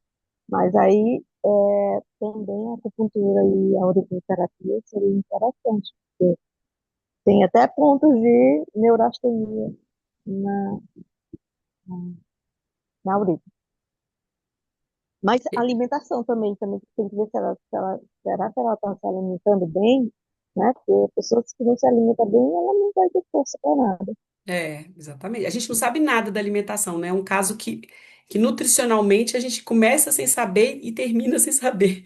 Mas é né, um exemplo. Mas eu acho muito importante, é o tipo de alimentação, né? Alimentos ricos em gordura, uma coisa que dá. Isso a gente sabe que está relacionado também à falta de disposição. Não sabe exatamente o que que ela se alimenta, né? Rico em carboidrato, a gente não tem noção de nada, É, né? mas tem que, e tem que orientar, se for o Guaraná, para não tomar à noite, né? Porque Por aí causa vai. da pressão. Não, por causa do. Ela não vai dormir, né? Não, então, o estresse, a pressão, aí volta, É, aí vai ficar aquele círculo vicioso, né? Então a gente precisa. Então, assim, aqui foi uma sugestão, e aí o caso evoluiu, né, para que ela começou a não ter mais dores musculares, o cansaço diminuiu, o sono estava melhor, e foi aí, ó, que a gente queria fechar. Não foi mais necessário nem um Bulugu e nem, né, a FAF. E ela continuou tranquila ali, só usando o Catego, a princípio, né? E controlando um pouco a pressão. Então, assim, mostrar que você pode fazer um plano fitoterápico também, observar se a resposta está sendo. E você pode, por exemplo, ter aqui observado e achar que não é mais necessário o mulungu e tirar ele antes, inclusive, né? Poderia ser o ginseng. Poderia ser o próprio mulungu. Eu já vi acontecer um mulungu em uma dose mais alta, e aí você diminuía a dose, a gente poderia fazer um teste, e aos poucos ir tirando. Foi o que eu falei, tirando o mulungu e colocando a FAF, e no final tirando os dois, que poderia ter sido essa proposta aqui, se a gente determinasse prazos, né, de dias, mais ou menos. Então, assim, mostrando que a gente pode fazer uma combinação e não necessariamente todos ao mesmo tempo, né? E nem todos. E você não precisa ficar com todos. Usei um tempo, foi útil e agora eu tiro da prescrição, né? Então, essa seria é, a nossa proposta. E aí, lá na frente, por 7 meses, ela vem mantendo o tratamento, sendo acompanhada, né? A pressão está mantendo, e ela continua lá no grupo de Tai Chi Chuan, e a ideia é que ela, né, acompanhou a pressão arterial. Então, seria esse o nosso exemplo, mostrando aí um pouco dessa combinação de espécies. Existe? Essa é a certa? Não. Lá no final, vocês vão ter uma avaliação e vocês vão ter, a propósito, vocês vão ter que sugerir um tratamento, né? E não existe uma espécie só correta. Existe uma combinação, não vai ter uma certa ou errada. É, o que que vai ser avaliado na sua proposta? Por que que você decidiu aquela? Né? E uma coisa também muito comum que cada espécie está mais relacionada ao tipo de caso que aquela pessoa apresentou, né? E você pode justificar também por facilidade, por ser mais simples, por ter a apresentação que você preferiu, né? Que a gente comentou aqui, por exemplo, tintura. Muitas vezes o paciente não é recomendado tintura por causa do álcool, né? Ou eu não consigo acesso à droga vegetal. Então, essas são algumas justificativas também para a escolha da espécie, certo? Então, esse seria o nosso primeiro caso. Vamos para o segundo. O segundo, ele é do sistema digestório, né? A Denise agora vai adorar, porque nós vamos falar um pouquinho, né, de espécies que atuam no sistema digestório.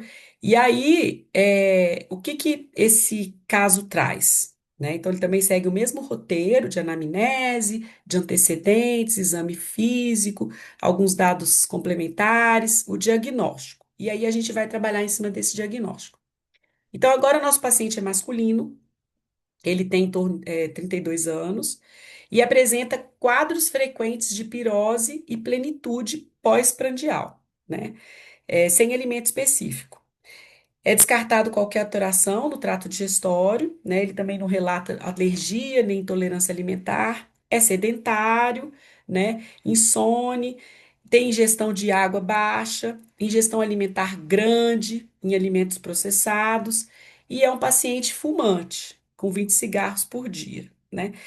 Então, assim, é um quadro bem peculiar, aí a gente conhece bem esse tipo de paciente, né? O que que ele traz de antecedentes? Múltiplas infecções respiratórias, né, na infância, que foi tratado com muito antibiótico.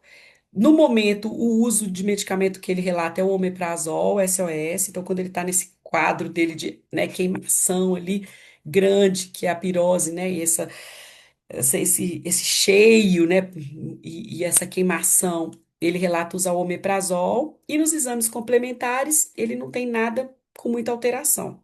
Mas ele apresenta um IMC de 31,46, que caracteriza a obesidade grau 1. A gente aqui não tem muita informação ainda sobre alimentação, mas já temos uma informação de que ele tem uma obesidade, né? Bom, qual seria então a hipótese, né, de diagnóstico? Uma dispepsia funcional, né? O que que é isso? Vamos traduzir isso. Que ele tem ali uma disfunção gástrica, né? E o que que poderia ser diferencial? E o que que a gente poderia descartar? Então, fazer uma endoscopia para ver se não tem uma bactéria associada, né? A H. pylori que é comum, né? Observar se não tem úlcera, se não tem se tem só essa queimação, mesmo assim não tem gastrite e refluxo associado, então isso poderia ajudar no diagnóstico, né? Mas ele chega para a gente com essa reclamação de queimação, né? Que é a principal. E aí eu paro para a gente discutir. Quais são os principais sinais de alerta e quais a lista de problema que a gente pode relatar? E aqui eu já quero que você me pense, né? Quando fala de problema gástrico, do sistema digestório, e fala de problema de queimação, o que que te vem à cabeça de espécie? Né? Quem tem uma certa experiência aí de fitoterapia, né? O É que que a gente espinheira santa. não tem como fugir, né? Não tem como a gente pensa na hora na espinheira santa, né? E o que que seriam sinais de alerta? Eu até citei já alguns, né? Se a gente não, se a gente fizer lá esse diferencial e der bactéria, não adianta, né? Mas a espinheira santa pode ser um coadjuvante, mas é importante ter Coadjuvante. exatamente. Mas é importante ter esse sinal de alerta, né? Ver se não tem nenhuma úlcera mais grave, se não tem nenhuma outra coisa associada. O que Aí é mais? fazer a endoscopia, né? E, Endoscopia pode ser e, muda, importante. e mudar o estilo de vida dele, né? É, aí eu coloquei aqui alguns dados, ó. Eu vou fazer um pouco mais rápido por causa do tempo, mas assim, coloquei, olha uma coisa que é importante te perguntar. Se ele está perdendo peso intencional, né? Então ele está obeso. Ele tem dificuldade para engolir, isso pode ser dados importantes, né? Ou dor para engolir, tem vômitos persistentes. Ó, sangue, né? Porque isso tudo são sinais de alerta importante antes da prescrição do fitoterápico. É muito importante, gente, porque a gente pode mascarar problemas graves, né? Como câncer, tumores, distúrbios sérios. Então, é importante descartar alguns sinais de alerta, mesmo que seja uma reclamação simples, como queimação, né? Mas é importante a gente descartar outras coisas graves, né? Não é só porque é digestório, né? Porque lá no cardiovascular você já fica mais atento. Mas aqui também é importante, né? Então, ver se não tem associado sangramento, dor para engolir, quando que começou o sintoma, aí, ó, se existe relato de câncer gastrointestinal, se tem algum tipo de massa abdominal, né? Ou alguma coisa que chame a atenção fora do comum. Porque se tem, é importante que pesquise antes de você entrar com fitoterápico. Histórico familiar, né? Isso, porque pode ser que tenha câncer, né, de estômago, de esôfago, alguma coisa correlacionada, né, e que é importante a gente investigar, só para você descartar, né? Passada essa lista de sinais de alerta e nada encontrado, aí sim, né, vamos pensar então nesse diagnóstico é, que foi levantado e o que que ele apresenta. Além, né, desse diagnóstico, né, dessa dispepsia, dessa, né, queimação, ele relata privação de sono, ó, de novo a gente com o problema do sono, ó, tabagismo, que por si só já dá uma queimação, já leva um tipo de refluxo, né, uma acidez aumentada, a obesidade, isso, o próprio, provavelmente, abdômen distendido, que empurra ali, né, dá aquela sensação de fadiga alimentar, sedentarismo, que a gente pode imaginar, porque não foi citado, mas fumante, obeso. E outra coisa que a gente pode imaginar é o erro alimentar. Mas, se você está com seu paciente, você pode perguntar tudo isso, né? Você pratica algum tipo de exercício? Como que você come? Né? E aí trazer essas informações para complementar a sua anamnese e chegar E no não bebe possível. água, né? E Ah, não ele bebe. falou isso, não bebe água. E aí isso me lembrou uma coisa. Você comentou, ele não relata nada, e é muito importante quando se fala de sistema gastrointestinal, né? Por exemplo, ele não comentou de evacuação. Será que não tem prisão de ventre? Não bebe água, né? É obeso? É um ponto que a gente pode pensar também. Ninguém fala nada. Então, assim, são coisas que, assim, vão chamando a atenção do que a gente pode, né, pensar como um todo desse paciente, né? Então, isso é importante. Erro alimentar, será que ele come fibra, né, não bebe água? Então, assim, coisas que a gente pode, né, tá pensando. E aí a gente entra, então, para o nosso plano de cuidado, né, não farmacológico e como que a gente vai intervir, né, de forma fitoterápica. O que que a gente pode pensar? Sugestões. Ó, botei algumas coisas aqui. Quais são as nossas metas terapêuticas? Então, independente se é farmacológico ou não, nossas metas terapêuticas, né, de primeiro, eliminar essa acidez dele, essa, né, fadiga alimentar, melhorar a qualidade de vida dele como um todo, do sono, né, reduzir o peso, se for possível, com tudo isso, aumentar a ingestão de água e tentar, porque a gente também não está aqui para reduzir ou eliminar esse cigarro, que a gente só, esse cigarro aí te ajuda a ficar mal. Isso pode ser um ponto a ele pensar, né? O que que a gente pode aí citar, então, não farmacológico? Ó, educação em saúde, explicar sobre as características, né, do cigarro, orientar sobre a importância do tratamento, identificar os gatilhos que levam ele a fumar, alimentar, estresse. Aqui é importante a gente perceber que talvez uma espécie que ajude ele a trabalhar, né, o psicológico pode ajudar tudo isso aqui, ó. Porque talvez ele fuma por quê? Será que é estresse? Por que que ele come muito, né? Será que tudo isso não leva ao aumento da comida que leva à obesidade? Então a gente tem que lembrar que, de novo, uma espécie que tem uma certa ação ansiolítica pode ser uma opção também indireta para essa pirose, né? E isso já várias, adorei, né?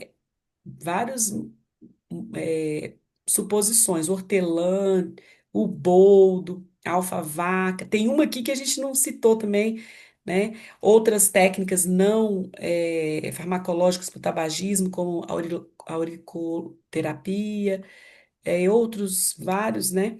Algumas outras, né, medidas não farmacológicas, dieta, comer devagar, aumentar a ingestão de líquido, né, cuidar do sono. A gente falou das atividades da yoga, do reiki, do tai chi, atividade física, né? Tudo isso vai ajudar. Lembrando que sempre, né, solicitar os exames se for necessário, né? Se não tiver necessidade, não precisa, mas aparecer algum sinal de alerta, de novo, exame. Encaminhamentos que a gente pode fazer, né? Nutricionista, educador físico. Quem que falou lá no início, se não me engano, a Denise, ou falando sobre a equipe multidisciplinar, né? Então é importante, psicoterapia, pneumologista, ele é fumante, será que existe uma complicação desse cigarro? E às vezes está refletindo lá no gastro, né? Isso é um outro, pode ser um sinal de alerta, né? Então é importante ter esse encaminhamento. E aí, agora, qual a proposta nossa, fitoterápica, para essa dispepsia? Espinheira Santa só? Lípia é ótimo para acalmar, para camomila. E para dispepsia especificamente? Então, vamos na espinheira? Que mais? Quem mais vota outra, sem ser espinheira? Então, aqui eu coloquei algumas, ó. Então, sabem que a espinheira santa, maitenos, hoje em dia, Monte Verde licifolia, né? Aí trouxe algumas. A gente não falou da carqueja. Carqueja, principalmente para essa inchaço, né? Essa plenitude que a gente chama, né, gástrica. O funcho, essa plenitude da gases, né? A gente não perguntou, pode ser um sintoma. Será que ele não tem gases? A menta, que alguém já tinha comentado, né? A caseária. A quileia pode ser uma opção. E aqui eu chamo a atenção, né, fazendo aí ressaltando a importância da espinheira santa, né, e da Monteverde, porque ela é uma planta rename, né? Isso é importante, porque é uma planta que pode ser comprada com recurso do SUS. Então é importante a gente ressaltar isso. Aí lembra que a gente falou, será que meu paciente consegue? Né? Onde eu vou conseguir? Não adianta a gente falar uma espécie, a quileia é maravilhosa, onde ele vai arrumar? Então, lembrar que a Multiverde e a Espieira a gente tem mais fácil, até industrializado, eu consigo, e o próprio governo consegue com recurso, né, público. Então, essa é uma opção. A carqueja a gente não pode esquecer, ela é excelente, a Bácaris. Do mesmo jeito que a gente falou lá para o mulungu, atenção para Bácaris, né? Ela é uma planta que tem várias aplicações. O resultado é excelente, mas ela também pode ter uma certa, entre aspas, toxicidade. Pessoas que não se adaptam tão bem ao uso da Bácaris, né? Da carqueja. Mas é uma opção. Ele tem só essa reclamação, apesar de a gente estar falando de digestório? Não, né? E aí, qual outra que a gente poderia pensar? Para insônia. Aí, alguns aí já falaram, né? Quem que a gente falou? A Kalina falou da lípia. É, quem mais que ele falou outras? Eu esqueci seu nome. Viu? Como que era? É Viu? É o Will Zenetti, é Ah, porque eu é Will coloquei sobre Zenetti. É, o só Will aparece, Zenetti. só aparece o Will. Eu fiquei sem Will, Will Zenetti. Vou escrever, viu? Então, para insônia, olha só, passiflora, valeriana, camomila, Melissa, muito bem, melissa. Melissa. Ó, trouxe aqui, ó. Olha, minha lista tá igual a sua. Matricária, É camomila, verdade, a camomila, valeriana, melissa, valeriana, aham, a isso, passiflora, igualzinho. passiflora. Aqui, olha, e o próprio mulungu que a gente acabou de falar, né? Uhum. A A lavanda, melissa, a Para insônia, ao meu lavanda. ver, esse é o carro-chefe, professor. Isso aí, assim, os fitoterapeutas lá, né, do CREMIC, praticamente para insônia, esses cinco aí, é o carro-chefe. E outra coisa, são fáceis de encontrar. Agora, é aquilo que a gente falou, claro, uma valeriana comprada na farmácia, maravilhosa, mas você tem dinheiro? Não é barata, né? E aí a A gente erva pode. cidreira também é usada, né? Erva cidreira. É, erva cidreira poderia ser aqui, a lavanda que a colega comentou, ótimas opções, né? Mas eu aqui é um paciente que eu trataria a insônia. E se fosse possível, com o chá, uma forma extemporânea, para trabalhar aquilo que eu falei, todo o processo, preparar, mas onde eu vou conseguir? De preferência, né? Uma droga vegetal com qualidade. Agora, eu tenho passiflora padronizado maravilhoso e nem tão caro, do mesmo jeito que eu tenho valeriana. Então é uma coisa para se pensar. Que tipo de paciente? É um paciente, porque você já viu que o paciente de fitoterapia, ele não quer, às vezes, comprimido, ele não quer cápsula, porque ele quer fitoterapia, ele quer a planta. Lembra, gente, que é igual na alopatia. Aquele paciente que gosta da cápsula azul, se você mudar a cor da cápsula, vai mudar. Ele quer tratar com a planta. Então, às vezes, eles têm uma resistência também. E você tem que estar atento ao seu paciente. Que tipo de paciente é o seu? É um que você pode prescrever um chá e ele vai tomar e vai fazer efeito porque ele prepara com atenção? Ou ele é um que precisa você dar um fitoterápico super padronizado e que ele consiga ele de uma forma mais fácil? Porque lembra, uma coisa importante é a adesão ao tratamento. É o paciente querer usar, tomar, né? E ser fácil. A gente sabe o tipo de paciente que a gente tem. Isso é muito Professor, importante. Oi. só fazer mais um adendo aqui, uma observação. Você estava falando de outras alternativas, né? Outras terapias. Pensando um pouquinho nas práticas integrativas, a gente pode brincar bastante com relação às plantas, né? Porque a gente pode, inclusive, não somente usar em forma de chás, a gente pode também estar usando elas até mesmo no escalda-pés, por exemplo. Isso é muito Excelente. relaxante, muito bom mesmo. Eu falo porque eu faço uso quando eu estou, assim, bastante, às vezes, ansiosa ou com insônia. Então, assim, você aquecer uma água, colocar ali um sal grosso, ou até mesmo a planta, né, a erva, a droga seca, ou óleo essencial, E né, aromaterapia, aproveitando, né? Na e própria. isso, fitoterapia. Aí você pode usar cromoterapia, colocar uma luzinha no quarto, né? Hoje, por exemplo, Excelente. tem lâmpadas inteligentes que você controla ela, tanto a intensidade quanto as cores pelo celular de R$ 40 na Amazon, né? Que você pode colocar ou até no próprio spot, né? Que chama? Ou Uhum. numa Luminária. luminária, isso, ou numa luminária, entendeu?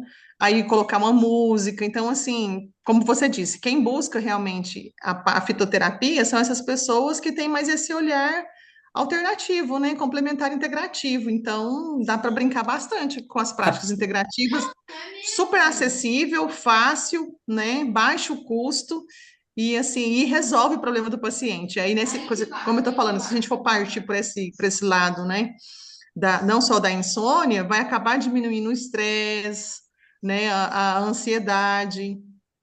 Exatamente. E às vezes é tudo isso que está causando até mesmo a dor gástrica dele, porque se a gente for pensar, o lado emocional está muito interligado tanto com o intestino quanto com a parte gástrica, né? Muito. E aí, olha, eu acho que é super importante você trazer todas essas. Isso aí é o nosso plano de cuidado não farmacológico. E aí trazer todas as práticas integrativas, né? Eu acho que super combina com a fitoterapia. Aqui eu trouxe um exemplozinho de prescrição do que a gente poderia usar, né? Baseado no formulário fitoterápico, igual eu falei para vocês. E aí aqui a Monteverde, né? E aqui eu sugeri cápsula, extrato seco, né? Mas poderia não ser necessariamente nessa forma farmacêutica. A Baccaris, né, como uma possível opção também, né? E, claro, o tratamento para insônia. E aí, eu quero chamar a atenção para vocês, a Denise já trouxe isso hoje aqui, eu falei, calma que eu trouxe. Um caso que aconteceu com a gente, agora recentemente, lá no consultório. Uma paciente que já faz uso de espinheira santa há um tempo, ela toma para problema gástrico e tudo. E aí ela comentou que um lote que ela usava fazia efeito, estava tudo bem, ela usa o chá, ela faz a preparação extemporânea. E ela disse que comprou de um outro fornecedor e que não estava mais fazendo efeito. E aí a gente foi fazer a análise, né?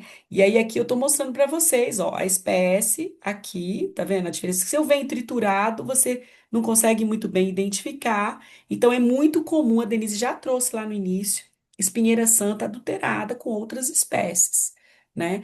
E existem várias que têm essa mesma carinha da espinheira santa, né? E aí aqui, ó, uma delas que é muito comum a adulteração é a Sorose, né? Você vê que ela também é espiculada, mas é diferente, né, da Montiverde filicifolia, da espinheira santa. E é muito comum uma outra também, que é a Ilex, né? E aí eu trouxe aqui, olha só. Aqui não estou falando qual é. Cadê, Denise? É aula de farmacobotânica. Essa também é muito comum a gente fazer essa confusão. Então é outro problema importante, porque você comprar, você viu que a Denise até comentou aqui com a gente que comprou, não era, quando ela chegou lá, não era espinheira santa. Então é muito comum a adulteração, principalmente que vai triturado, mistura, e mesmo olhando assim a folhinha, para quem não tem conhecimento, né?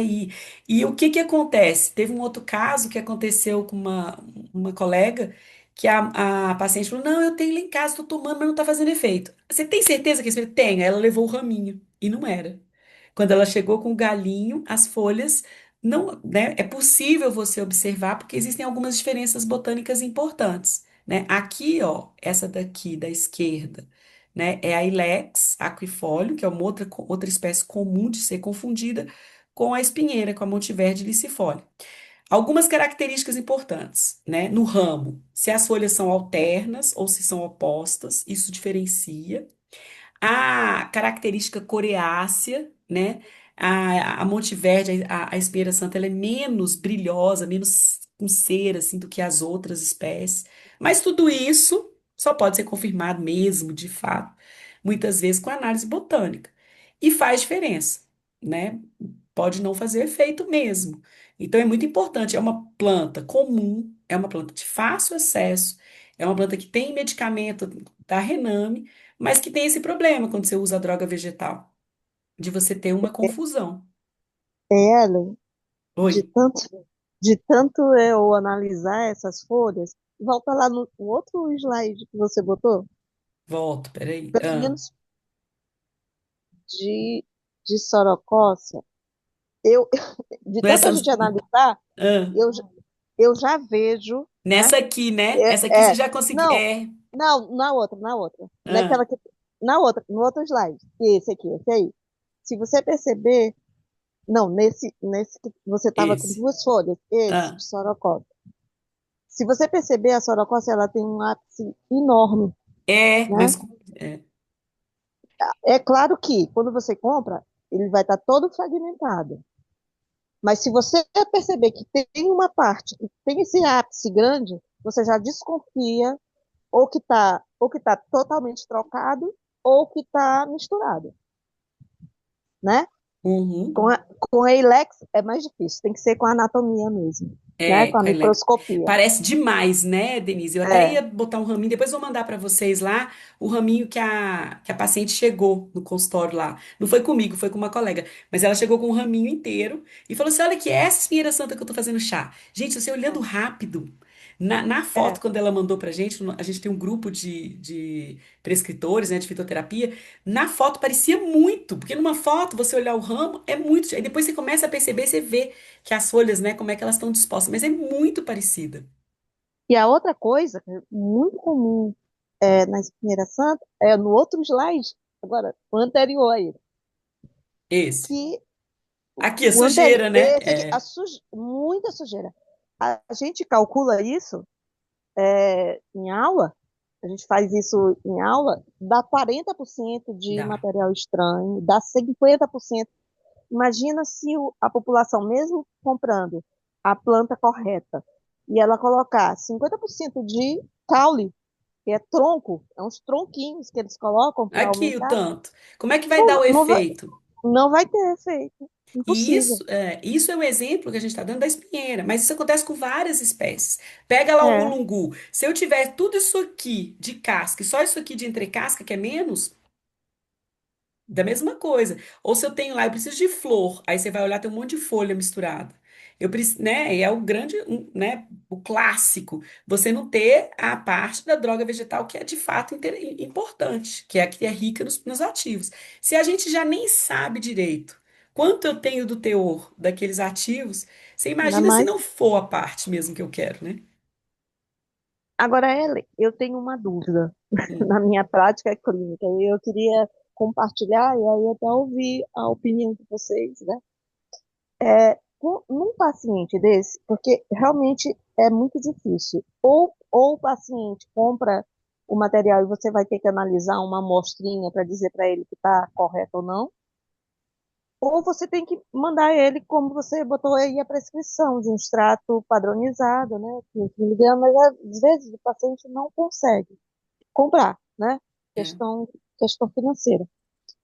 Aí a minha pergunta e minha dúvida se a gente passar uma tintura, mesmo que ela seja com um álcool, né, 50%, não, um teor alcoólico não muito elevado, né, aí, claro, vai ter que ter um conservante, isso prejudicaria o quadro de dispepsia? Você acha que tintura não seria uma boa forma farmacêutica para esse quadro? Ah, depende da tintura. Eu acho assim que depende depende da dose e do tempo que vai tomar, né?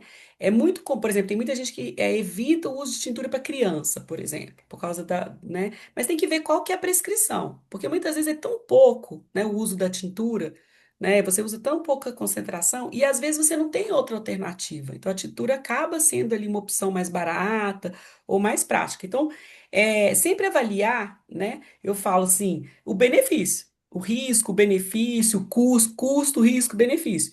Então, assim, em alguns casos, a gente fala, sempre tirar a tintura porque tem álcool. Mas calma, não é bem assim. Quanto, né, de álcool? Quanto vai ser a dose? E aí a gente tem que fazer uma avaliação. Então, é possível o uso? É possível, mas a gente teria que avaliar. Esse paciente especificamente não é só o problema da gastrite em si, mas é obeso, fumante. Será que esse álcool ali realmente, mas vai tomar puro? A gente vai fazer a diluição. Qual que seria a dose ali? Existe uma outra possibilidade? Poderia ser uma opção, né? A gente sempre repensar, mas não é proibido, né? Tem É, até médicos que defendem o uso, por exemplo, de tintura para criança porque é prático, mas você vai diminuir, né? Uma outra diminuir opção, diminuir a a quantidade de quantidade. água, de álcool, né? Aí sabe qual? 45, É, 50, e o que você pode usar, que é muito comum, é extrato fluido, que é mais concentrado. sim. E aí eu uso o extrato fluido, diminua né, a quantidade que vai precisar. Então, assim, tudo isso é avaliado. Não é proibido o uso de uma tintura para alguns tipos de pacientes, né? Mas tem que ser avaliado. E aí é importante fazer uma avaliação no geral, né? Eu Uhum. gosto de contar o caso do biotônico Fontoura, né? Porque, por exemplo, o biotônico ele é um preparado de plantas com álcool. E tinha uma grande concentração de álcool. E ele foi retirado, por exemplo, o álcool, porque descobriram de repente, eles começaram a perceber que nos presídios, né, entrava muito biotônico Fontoura. Aí todo visitante ia no presídio e levava biotônico Fontoura. E aí, você imagina, é um medicamento, mas uma coisa é eu tomar umas gotinhas. Aí todo mundo tomava garrafa. As festas, né, nos presídios era regada a biotônico Fontoura, que tinha lá 30, 40%. Não é nada, mas 30, 40% uma bebida alcoólica tem quanto? E aí, olha que pra você É, ver, foi ali naquela época que eles se atentaram para a formulação.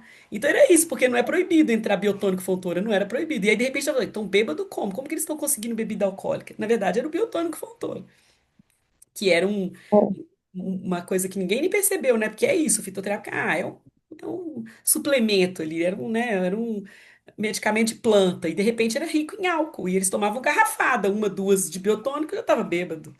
Então, para chamar a atenção desse álcool, ele pode não ser nada em gotas ali, diluído na sua preparação. Mas uma coisa é eu tomar a garrafa toda, né? E aí foi aí que o pessoal começou a se atentar para as tinturas, né? Porque até então é natural, deixa entrar. Então, foi assim que a formulação do biotônico sofreu aquela alteração no teor alcoólico, né? Então é para a gente pensar sobre isso. Mas não é proibido. A tintura é sim, de fato, uma boa opção quando você não tem como, né, fazer outro tipo de preparado. E ela é barata, né, perto de outros, extrato padronizado, etc. Então é uma opção e a gente tem que só. Sempre eu falo, acompanhamento. eu gosto muito de tintura, E eu que é gosto, barato. eu gosto muito assim também do padrão. A tintura é uma coisa barata que você consegue garantir ali de certa forma, é uma concentração de ativos segura, né? Mais até do que as preparações extemporâneas em água. Porque eu tenho muito assim, esse negócio de fazer um chá e guardar, as pessoas têm. Isso sim são coisas que a gente lembra, de novo, a gente como prescritor, como farmacêutico, como profissional de saúde, como que ele vai preparar? Ele vai guardar, né? E a tintura te dá uma segurança também por causa disso, porque o álcool acaba sendo um conservante ali também, né? Que é uma outra coisa de controle de qualidade importante. Mas é isso. Não é proibido, mas é uma opção que a gente precisa estar atento, né? Bom, aí o caso evoluiu, né? Teve uma melhora nesse jeito, né? Fazendo as refeições menos volumosas, diminuiu a queimação, né? Melhora do sono, começou a praticar atividade física, aceitou diminuir um pouco os cigarros, de 20 para 10, começou a diminuir um pouco do peso, porque estava tudo interligado. Então, a ideia ali de você trabalhar em conjunto tudo isso, né? E aí mostrando o que ele estava usando, alguma coisa para insônia e algum, né, para aquela ansiedade e a espinheira santa ali para aquela queimação. Poderia a gente adicionar outras espécies? Poderia, né? A gente nem falou especificamente qual para insônia ali, mas poderia ser a melissa, a passiflora, né? Mas tratando ali também essa queimação. E aí acompanhar. Vai tomar para sempre? Não sei, né? Vamos avaliar? Vamos fazer um rodízio? Será que só maiteno sempre? Né? Será que só melissa ou só mulungu para ansiedade? É importante uma alternância ali, fazer uma troca, uma pausa, né? Às vezes a gente pausa, não toma nada durante um período, observa como que o paciente vai responder e troca, né? Alguém quer Ah, comentar? Pode eu falar. gosto, eu gosto muito de pausar. Eu acho que é, não é interessante você substituir um Rivotril e fazer o paciente ficar também dependente de uma planta, mesmo que você vá mudando. Eu acho que tem que usar um tempo, parar e ver o organismo, né, como é que ele responde, porque pode ser que você use um tempo e ele consiga, porque eu acredito, né, que as plantas, elas têm milhões de centenas de metabólitos, mas ela também tem energia. E essa energia, ela é importantíssima para ação, ação terapêutica do organismo como um todo. Então, eu gosto muito de parar e verificar. E eu acho importante parar, porque muitas vezes o corpo vai mostrar para você uma outra resposta. Então, você resolveu o problema gástrico, por exemplo, mas continua ainda com insônia. E aí talvez seja importante um outro tipo de tratamento, porque uma coisa você, ou o contrário, o gástrico continuou, mas eu já resolvi. Então, assim, você pode ter resolvido uma coisa e o corpo entrar num equilíbrio e mostrar outro problema, porque nós somos dinâmicos, né? Então, assim, você entrou num equilíbrio. Vamos pausar para ver como que eu tô? Porque eu só vou saber como tá de verdade quando eu pausar, né? E aí entender de novo e falar, não, agora nesse momento é uma outra planta, é um outro tratamento, porque agora eu tô mostrando uma outra situação. Vamos supor que naquele momento ali você não tinha um outro sintoma ou não estava vivendo uma situação específica. Então, a pausa é importante para ver como o corpo responde, né? Como ele está de fato ali depois de um período de tratamento. E aí a gente consegue, ou continua, ou troca a espécie, ou alguma coisa assim. Ou não precisa de mais nada, né? E tá tudo bem.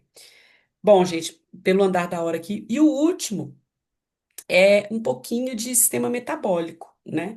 Vocês viram que tem outros casos lá, é importante vocês verem, porque o sistema metabólico é muito amplo, mas esse caso especificamente para discussão, ele é de esteatose hepática. E aí é interessante porque tem umas espécies aí sendo muito comentadas para esteatose hepática, né?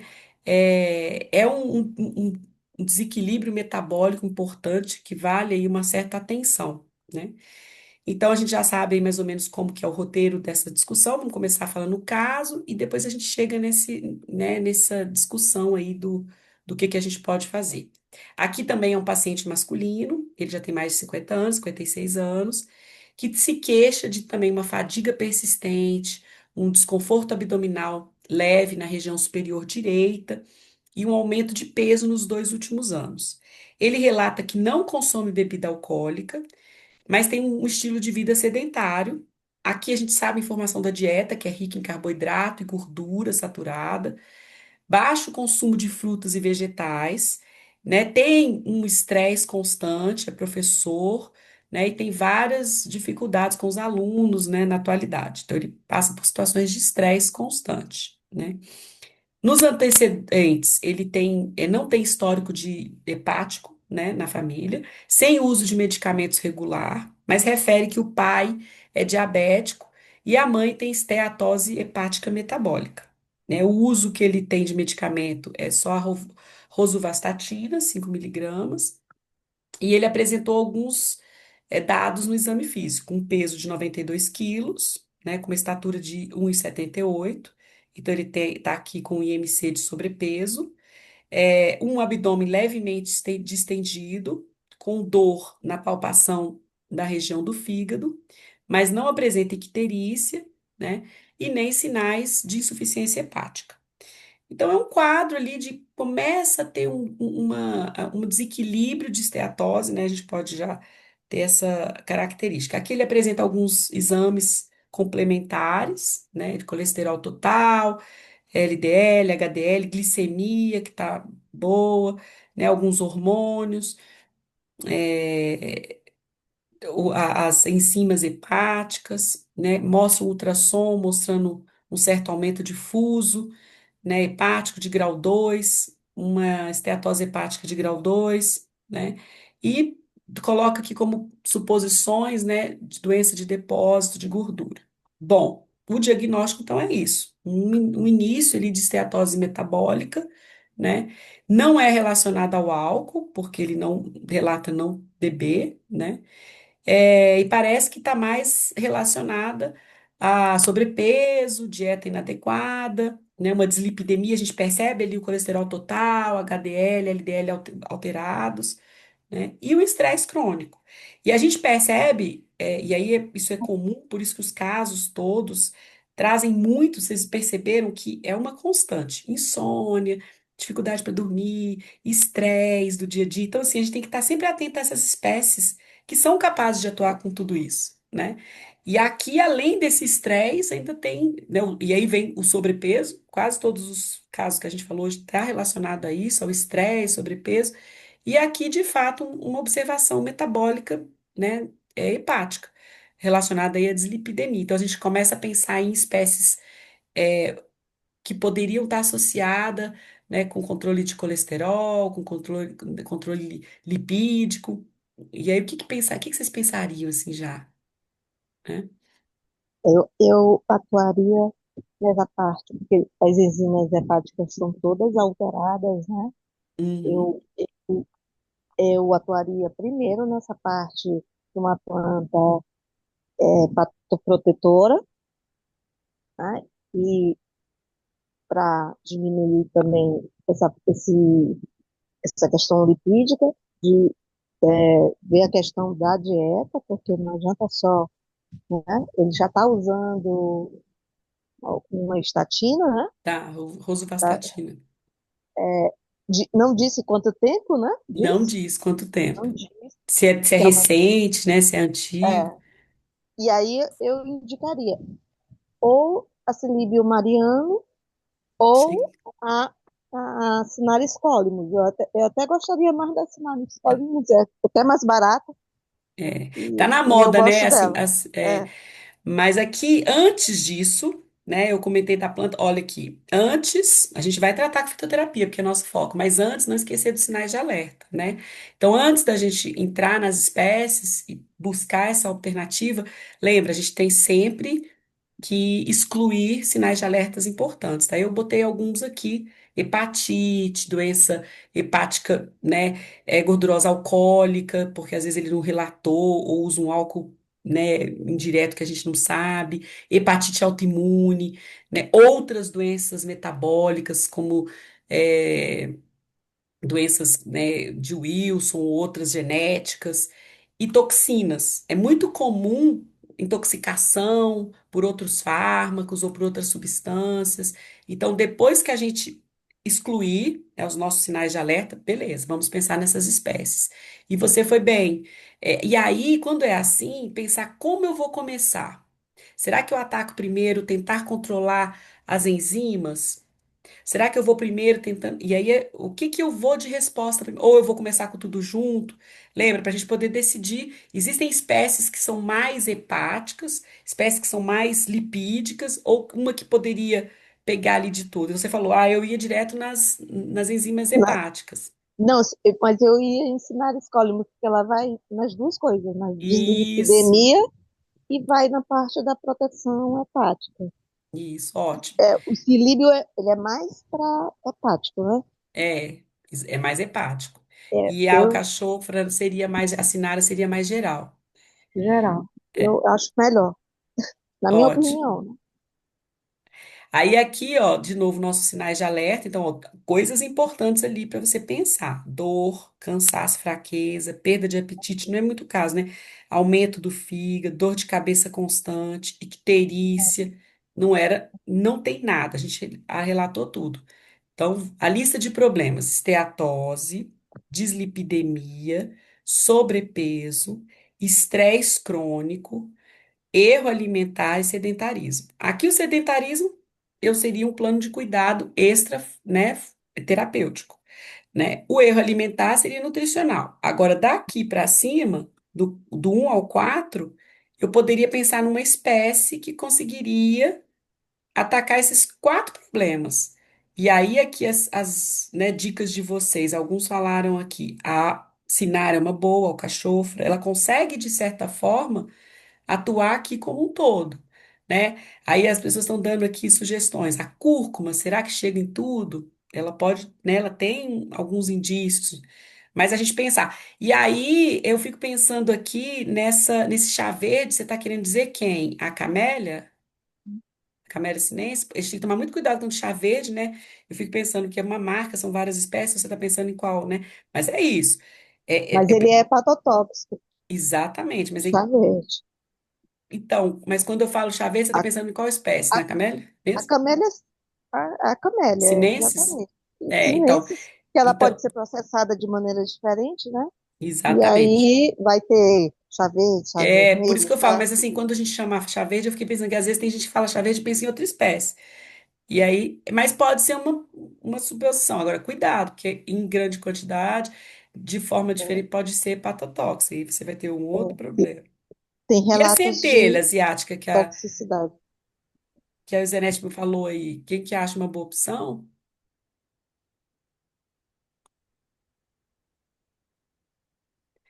Bom, quais são as nossas metas, né, terapêuticas? Controlar então a dislipidemia reduzir o peso, né? Minimizar o impacto desse processo inflamatório, metabólico e melhorar a qualidade de vida, né? A gente pode entrar com os planos de cuidado.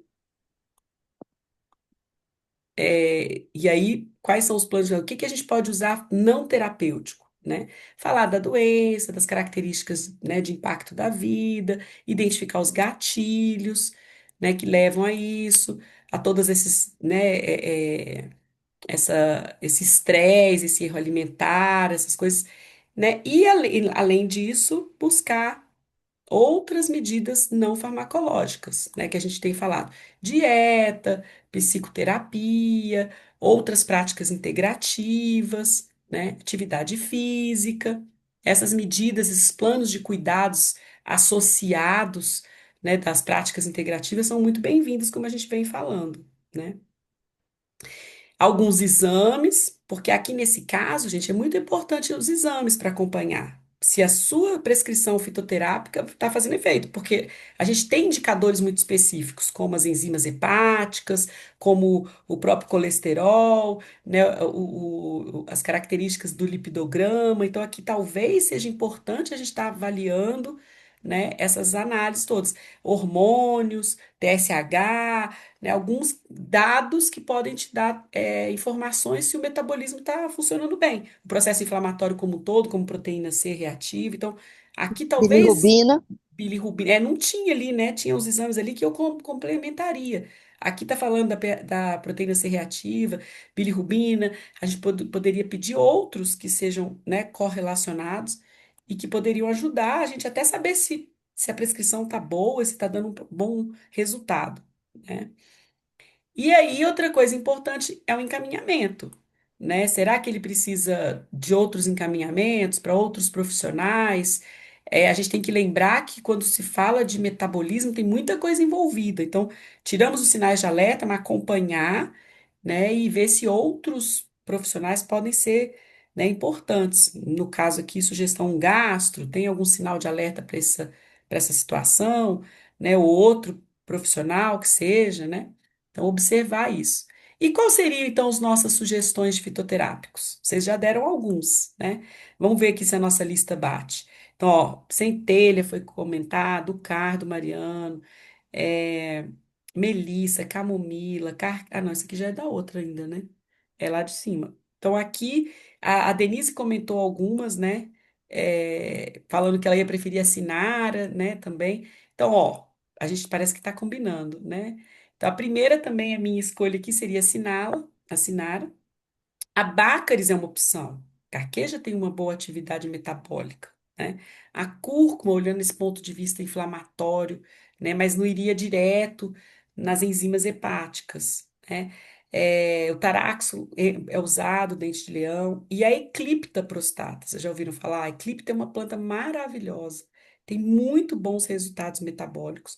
Só que tem um detalhe, difícil de achar com qualidade, mas algumas farmácias vivas produzem, né? E é uma planta, algumas ervanarias vendem com grande qualidade, e é uma planta que tem uma atividade metabólica muito boa. Ela é um protocolo de tratamento para esteatose hepática com bons resultados, né? Então, essas seriam umas opções. E se eu quisesse atingir ali direto, né, a parte da obesidade, mais voltado para esse ganho de peso ali mesmo, né? Tentar aquele controle de obesidade. Aí a gente falou, né? Aqui, ó, da camélia, silêncio chá verde, mas aí dessa atenção à obesidade. Mas será que é associado? E se a gente começasse a atingir primeiro, tratar primeiro a parte hepática e depois entrar com a camélia lá na frente, depois de um equilíbrio hepático? Será que vale? Será que é um paciente que não tem risco? E outras, né, que são usadas para obesidade, a garcínia, o citrus aurante, o hibisco entra aqui, porque tem a característica, né, importante na obesidade. Até a própria Paulínia cupana poderia ser uma opção, né? Mas lembre-se, obesidade não é o foco principal. Principalmente aqui, é o quê? Metabolismo, a desequilíbrio berberina, metabólico. Oi? Pode falar. não ia dizer berberina também, mas uma das coisas que a gente tem que ter muita atenção é quando chega alguns pacientes, por exemplo, se chega esse paciente com problema hepático, a gente tem que saber que tudo passa pelo fígado se for utilizado por via oral, né? Ou seja, fase um, fase 2, vai. Então, a gente precisa primeiro estabilizar o fígado, depois pensar, nessas outras possibilidades. Enquanto ele tiver com essas enzimas hepáticas, assim, alteradas, eu achava que ele devia mudar a alimentação dele, mas só entrar com essas plantas quando estabilizasse, Eu né? A concordo com questão você, Denise. Eu, de primeira, também não é, entraria, né? Aqui a gente aproveita até para trazer para discussão e tudo. E são plantas específicas para obesidade, mas aqui, por exemplo, a Paulínia vai atuar muito pouco no metabolismo em si, do ponto de vista de lipidograma, de enzima hepática. Então, assim, a gente precisa, nesse caso desse paciente, focar. O principal foco dele é hepático, né? Esse desequilíbrio hepático versus dislipidemia, né? E eu acho que é ali primeiro nisso. Por isso, aquela combinação. Vou fazer um protocolo fitoterápico. Então, eu posso começar com uma espécie muito voltada para o fígado, né? E depois, ao longo do tempo, incluindo outras espécies para ir tratando, né, é, outras patologias, né, outros distúrbios patológicos aí associados, né? É, e aí aqui, ó, foco da dislipidemia, né? Quais seriam espécies para dislipidemia especificamente? O que que vocês a Sinara, Sinara Spoilers também. Sinara, tá vendo? De novo a Sinara. Então, Ah, se eu entro com a Sinara, eu entro direto esteatose, dislipidemia, a Baccharis é uma importante para dislipidemia, né? A cúrcuma tem alguns resultados para esse processo inflamatório e a dislipidemia. Aqui entra uma o, que chama o atenção, alho, ó.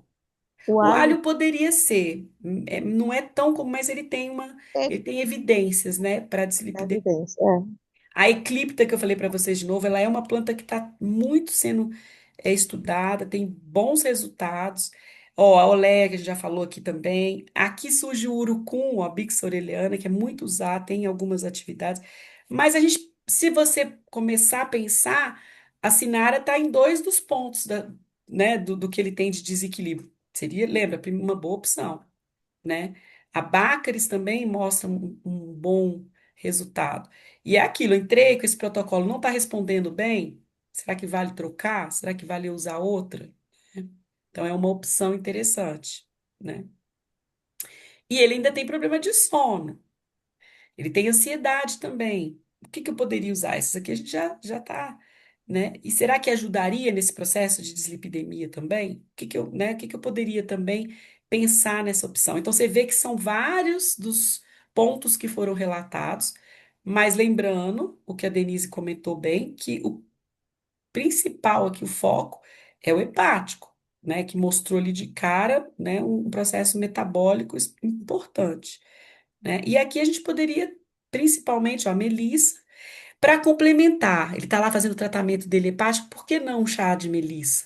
Ou por que não uma matricária camomila, né? E aí eu aqui evitaria a ansiedade daqui o sono, eu evitaria o uso de um fitoterápico, né, padronizado. Ah, usa o chá, porque aí ele poderia ser complementar ao tratamento e não iria atrapalhar, né?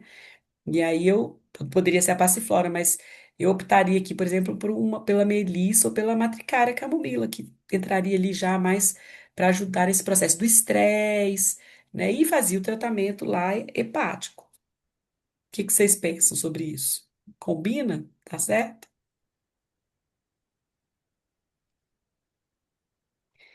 E aí aqui, ó, uma possibilidade de prescrição, né?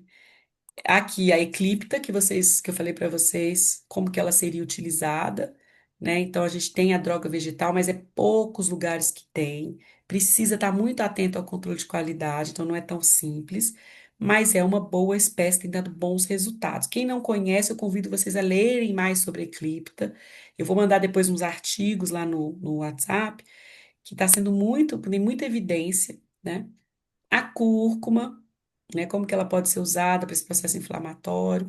E aí aqui a melissa, aqui está em cápsula, poderia ser um chá, né? Poderia ser uma preparação extemporânea, né? Para tratar a ansiedade. Nessa prescrição aqui, eu teria, né? Um pouco de variação dos sintomas. Não preciso tratar tudo junto, posso separar, né? Então, a Eclipta aqui, ó, ela tem muitas propriedades hepatoprotetoras, né? E ela está relacionada a essa recuperação das células hepáticas, redução da inflamação. A cúrcuma já é bem conhecida do ponto de vista dessa propriedade inflamatória como um todo, antioxidante, melhora o perfil lipídico, nessa inflamação hepática. E a melissa entraria ali como calmante e ansiolítica, né? Essa aqui é um exemplo, eu de primeira, assim, meu pessoal, eu trocaria essa melissa de cápsulas, talvez por um chá, né? E aí eu acho que isso melhoraria a forma de acesso e até aquilo que a gente falou de fazer o preparo do chá fazer parte do tratamento. Mas depende muito do seu paciente, né? E como você... Lavanda, né? Lavanda é uma opção também. E aí você poderia trocar pela melissa.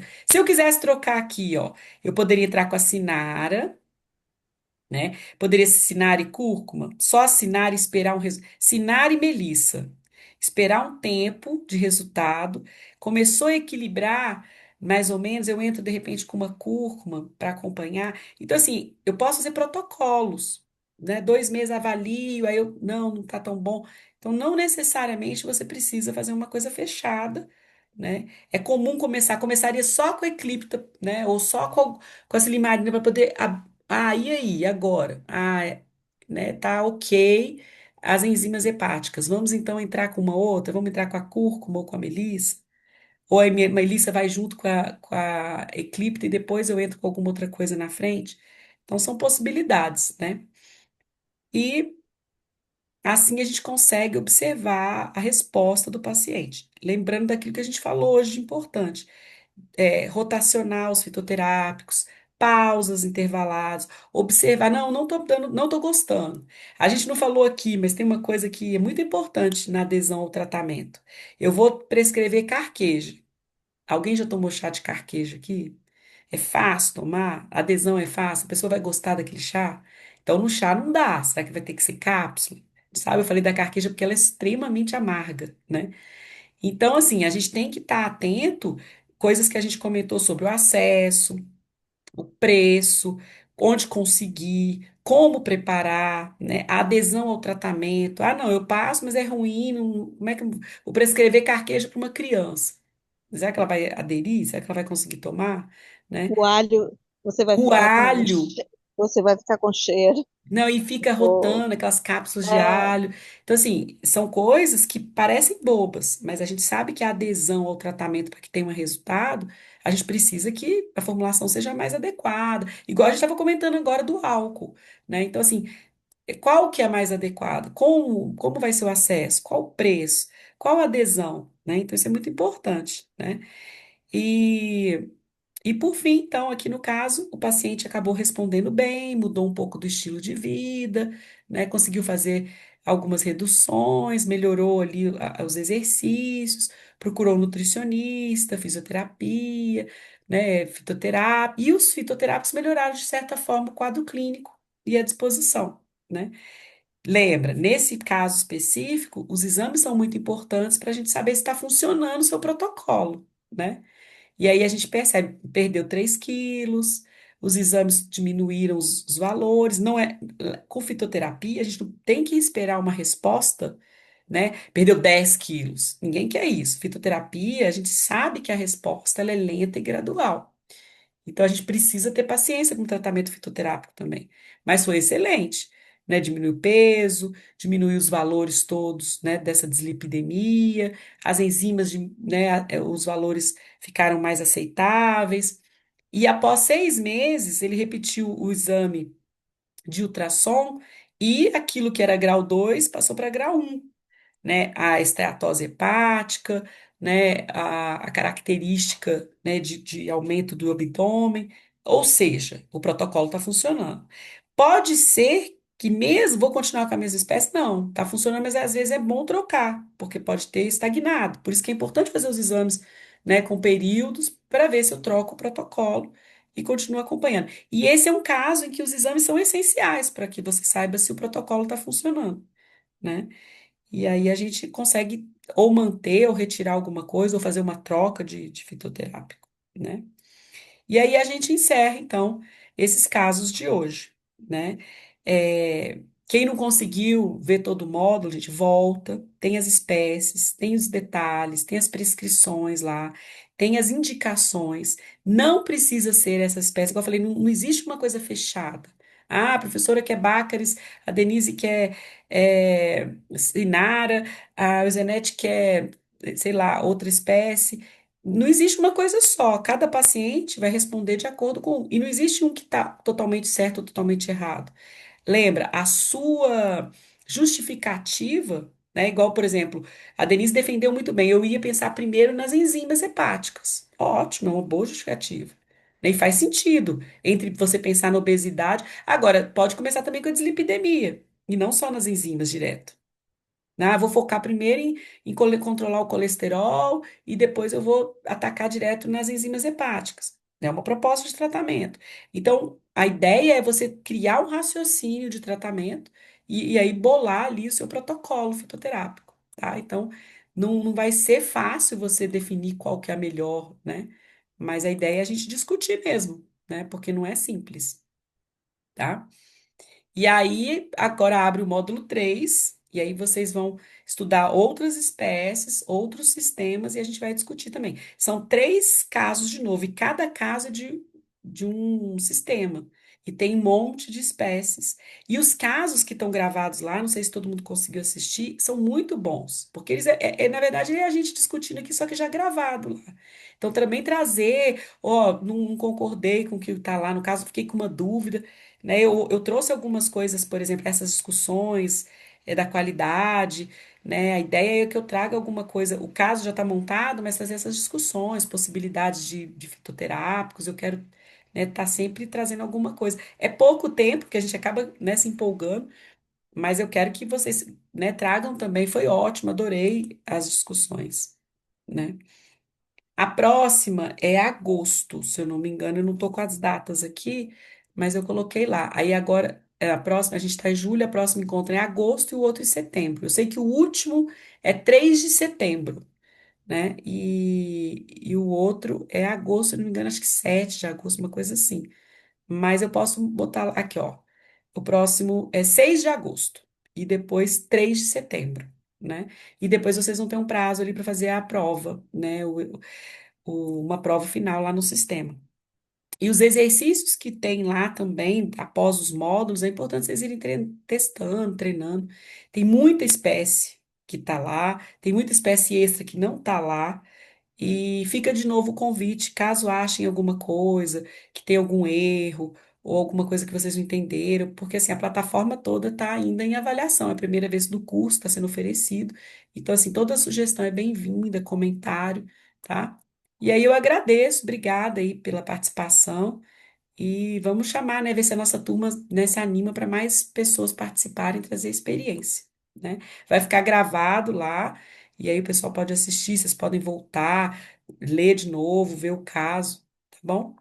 Obrigada, gente. Boa noite, e até a próxima, tá? A ideia é trocar, que bom que vocês, a ideia é a gente trazer experiência, tá bom? Obrigada, gente. Então, boa noite e até o próximo, então.